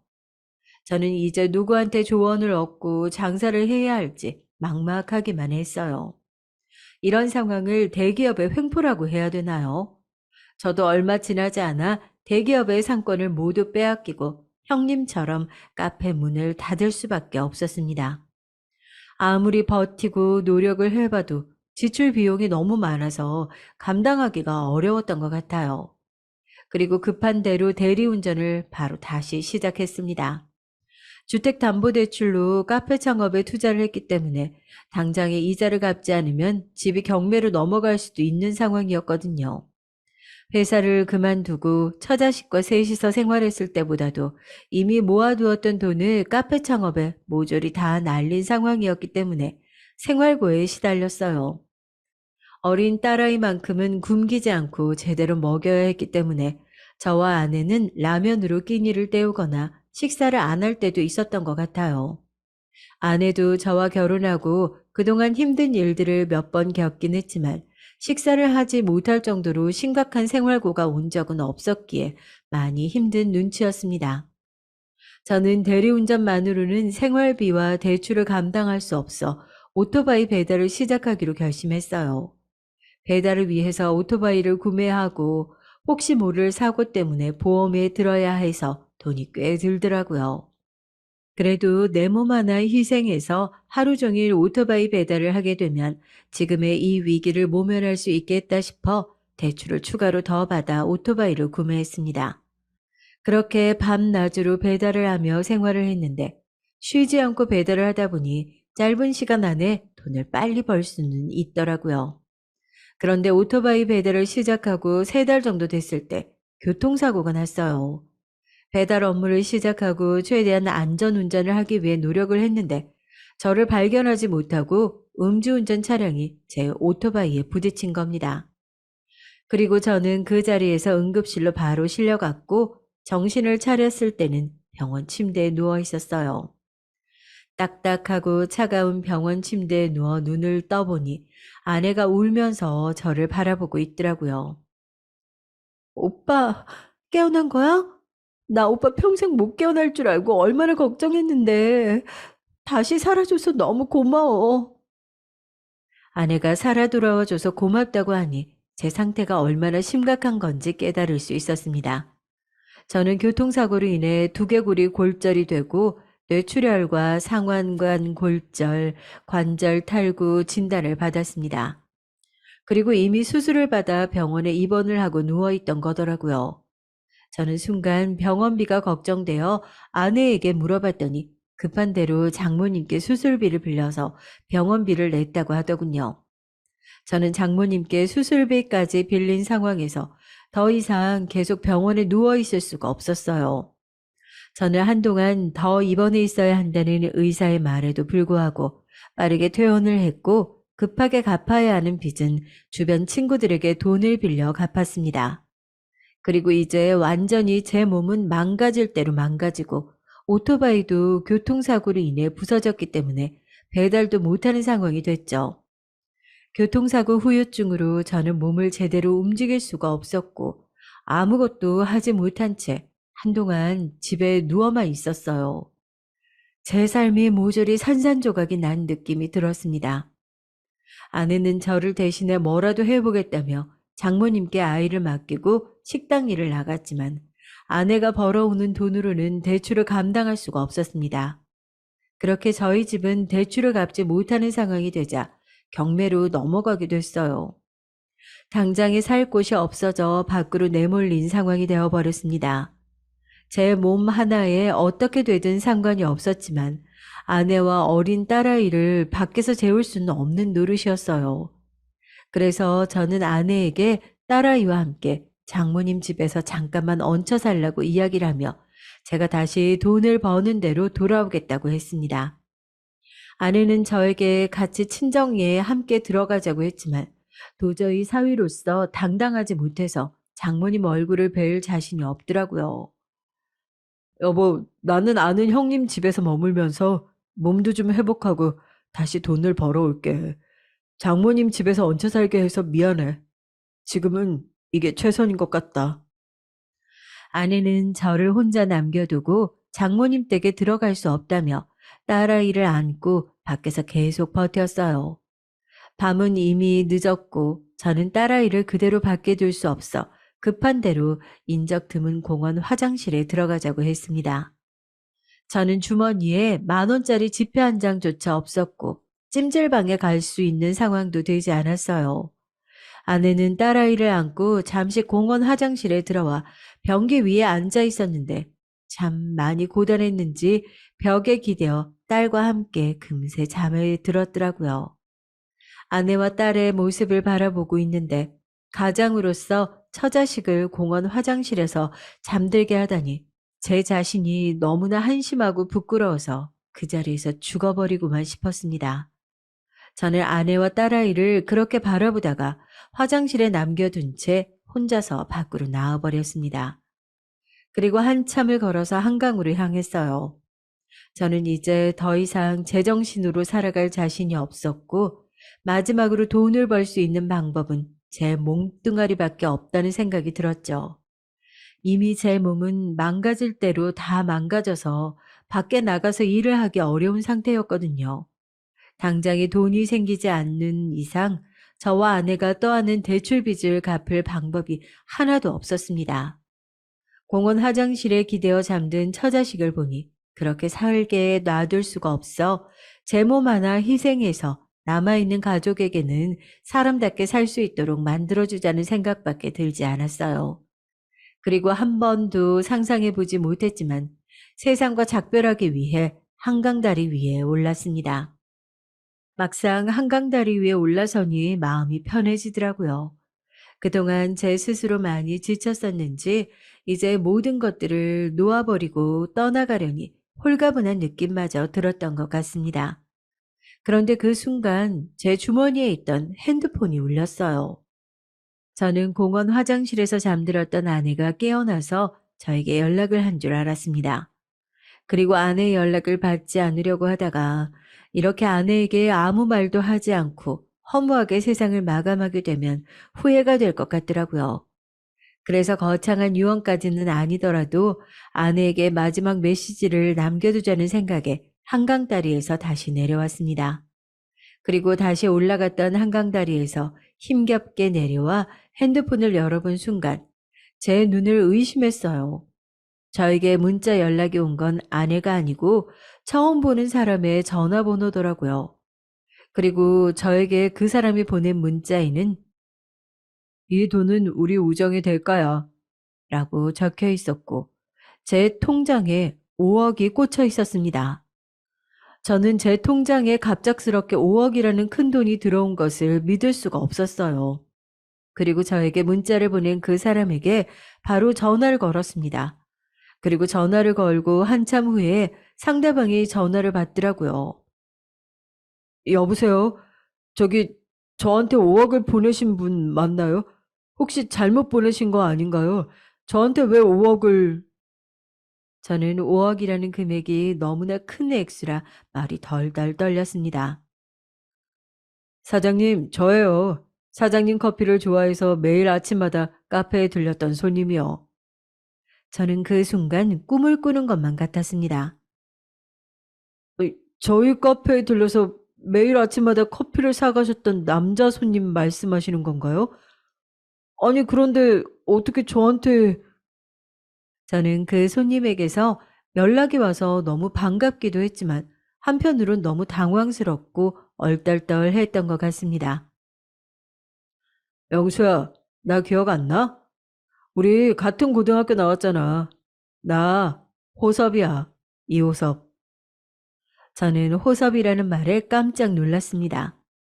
내 기억 속의 호섭이는 고등학교 때 미국에 이민 갔던 친구인데 제가 운영했던 카페의 단골 손님이라니 믿기지가 않더라고요. 제가 알던 호섭이는 외관상 체격도 마르고 말수가 적었던 것 같은데 단골 손님은 저보다 덩치도 크고 성격도 그닥 내성적이지 않았어요. 그래서 저는 그동안 그 남자 손님이 고등학교 때 친구인 호섭이라는 생각을 전혀 못했던 것 같습니다. 호섭이가 제가 운영했던 카페의 단골 손님이었다니 참 세상이 좁더라고요. 네가 그 호섭이라고? 아니, 그런데 왜 여태까지 나한테 네가 호섭이라고 말을 안 했던 거야? 저는 카페를 매번 찾아준 고마운 단골 손님이 호섭이라는 걸 미리 알았더라면 더 잘해줬을 텐데 아쉬운 마음도 들고 한편으로는 호섭이를 다시 만나게 되어 너무 반갑더라고요. 영수야, 너는 나한테 옛날이나 지금이나 늘 변함없이 친절하게 대해줬어. 고등학교 때 내가 애들한테 괴롭힘 당할 때 힘들어하고 있을 때 유일하게 내게 손을 내밀어 준 게 너였어. 사실 고등학교 때 네가 나를 지켜주지 않았더라면 그 당시 난 세상과 작별했을지도 몰라. 저는 고등학교 때 호섭이가 애들에게 괴롭힘을 심하게 당해 스스로 목숨을 끊어야겠다고 생각할 정도로 많이 힘들었었는지 전혀 몰랐습니다. 네 덕분에 나는 그 당시에도 지금도 이렇게 살아있는 거야. 내가 말했었지? 네가 힘들 때 내가 도와주겠다고 말이야. 저는 호섭이가 하는 말들을 여전히 한강다리에 서서 계속 듣고 있었어요. 지난 과거들이 순식간에 떠올랐습니다. 맞아. 네가 언젠가 내가 힘들 때 잊지 않고 도와준다고 했었지? 그래서 나한테 5억이라는 큰 돈을 보내준 거야? 나중에 알게 됐지만 호섭이는 미국에서 대학교를 졸업하고 한국으로 다시 돌아와 번듯한 회사를 차렸다고 하더라고요. 그리고 호섭이가 경영하는 회사 근처에 제가 우연히 카페를 열게 됐고, 호섭이는 카페 사장님이었던 저를 한눈에 알아보고 매일 아침 찾아왔던 겁니다. 명수야, 고등학교 때 그렇게 헤어지고 한국에 돌아와서 다시 만나고 싶었는데 우연히 너를 만나게 돼서 너무나 기뻤어. 그런데 오랜만에 너를 만나서 그런지 내가 호섭이라고 이야기하는 게 용기가 안 나더라고. 그래서 그냥 모른 척하고 너를 찾아가서 보는 것만으로도 만족했었지. 그런데 저는 호섭이가 저한테 고마운 건 알겠는데 5억이나 되는 큰 돈을 저한테 보낸 게 부담스럽게 느껴졌습니다. 아무리 돈 많은 친구라고 하더라도 이런 식으로 받아도 되나 싶더라고요. 호섭아, 나한테 고마운 건 알겠는데 내가 5억이나 되는 큰 돈을 받을 자격이 되는지 모르겠어. 고등학교 때 이후로 우리 서로 연락도 안 하고 지냈는데 아무리 친한 친구라고 하지만 이렇게 큰 돈을 받아도 될지 다시 돌려줄게. 사실 저는 돈이 없어 처자식을 그렇게 남겨두고 세상과 작별하려고 하던 찰나였기 때문에 눈 한 번 딱 감고 5억을 받고 싶더라고요. 제가 겉으로 말했던 것과는 다르게 속으로는 5억이라는 큰 돈이 너무나 욕심이 났던 것 같습니다. 그런데 호섭이는 그 돈은 나중에 갚지 않아도 된다며 5억을 다시 돌려주지 않아도 된다고 했어요. 그 돈은 우리 우정의 대가야. 지금 네가 운영하던 카페 문을 닫고 힘든 상황인 거 알고 있어. 네가 나한테 그랬던 것처럼 힘들 때 도와주는 게 친구 아니겠어? 나도 너한테 친구로서 해줄 수 있는 게 있어서 정말 다행인 것 같다. 부담 갖지 말고 그 돈 받아줘. 저는 호섭이의 말을 듣고 쉴 새 없이 나오는 눈물을 멈출 수가 없었습니다. 고마워. 정말 고마워, 호섭아. 이 은혜 절대 잊지 않을게. 저는 호섭이와 전화를 끊자마자 공원 화장실로 달려갔어요. 그리고 아직 잠들어 있는 아내와 어린 딸을 보며 달려가 안아주었습니다. 아내는 잠에서 깨어나 울고 있는 저의 모습을 보더니 깜짝 놀라더라고요. 여보, 우리 이제 다 해결됐어. 우리 이제 떨어져 지내지 않아도 돼. 우리 빚도 모두 갚고 다시 시작할 수 있어. 제가 모든 것들이 해결되었다고 하자 아내는 어리둥절하게 저를 쳐다보더라고요. 저는 세상과 작별하려는 순간 정말 극적으로 다시 살아날 기회를 얻었고 모든 것들이 감사하게 느껴졌습니다. 저는 아내에게 긴 말은 나중에 다시 하기로 하고 당장 아내와 딸아이를 냄새나는 공원 화장실에서 데리고 나왔어요. 그리고 호섭이가 저에게 준 5억을 가지고 하나씩 해결해 나가기 시작했습니다. 카페 창업과 오토바이 배달 사업을 한다고 은행에서 빌렸던 대출과 친구들에게 빌렸던 돈을 모두 갚고 나니 절반 정도가 남더라고요. 그리고 원래 살고 있던 집이 경매로 다른 사람에게 넘어가기 직전이었는데 은행 대출을 모두 갚고 나니 그대로 다시 살 수 있게 됐습니다. 어제까지만 하더라도 갈 곳이 없어 공원 화장실에 머물렀는데 이렇게 다시 집에 돌아올 수 있게 되어 얼마나 기뻤는지 몰라요. 그리고 아내에게 어제 있었던 일을 모두 이야기해 줬더니 기겁하면서 놀라더라고요. 오빠, 아무리 그래도 어떻게 세상과 작별할 생각을 했던 거야? 내가 옆에 없으면 혹시나 혼자서 나쁜 생각을 하게 될까봐 내가 친정집에 한사코 들어가지 않겠다고 하고 우리 아기랑 같이 있겠다고 한 건데. 아내의 말을 듣고 나니 너무 미안한 마음이 들더라고요. 지금 생각해보면 제가 잠시 아내와 아이를 두고 홀로 세상을 떠나려고 했던 사실이 가장으로서 책임감이 없었던 것 같네요. 그래도 지금은 이렇게 살아서 처자식과 함께 있다는 것만으로도 너무 행복합니다. 아내는 제가 5억이라는 큰 돈을 고등학교 친구로부터 받았다는 이야기와 그 사람이 예전에 우리가 운영하던 카페에서 늘 아침마다 찾아오던 단골 손님이었다고 이야기를 하니 깜짝 놀라더라고요. 그러고는 저에게 그 사람 이름이 이호섭이 맞는지 물어봤습니다. 저는 아내가 제 친구 이름을 알고 있는 게 도리어 놀라웠어요.